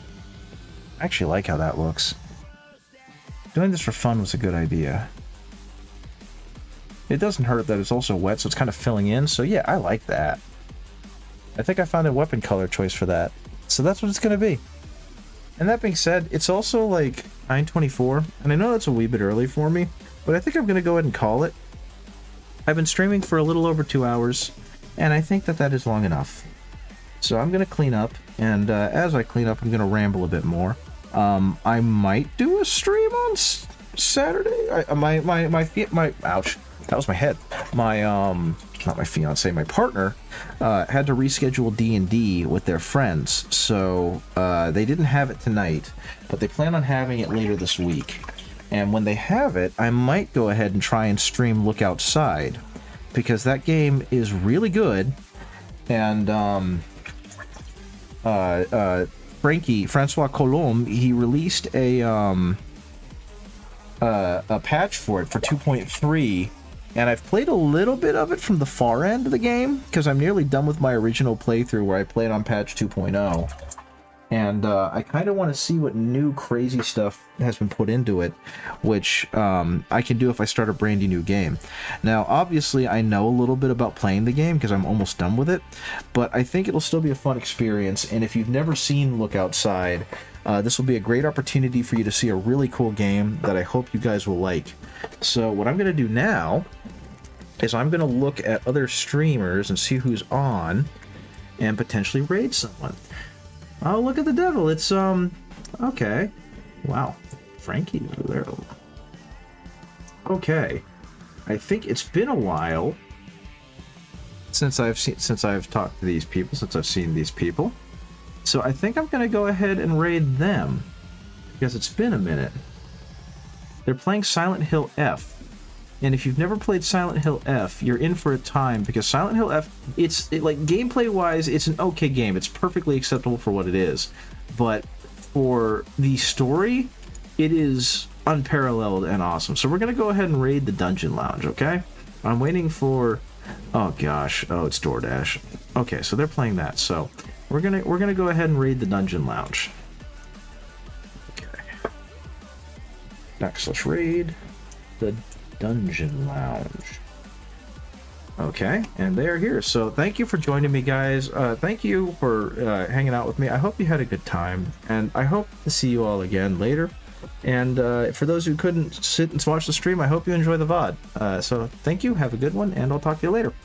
Bye-bye. Bye-bye.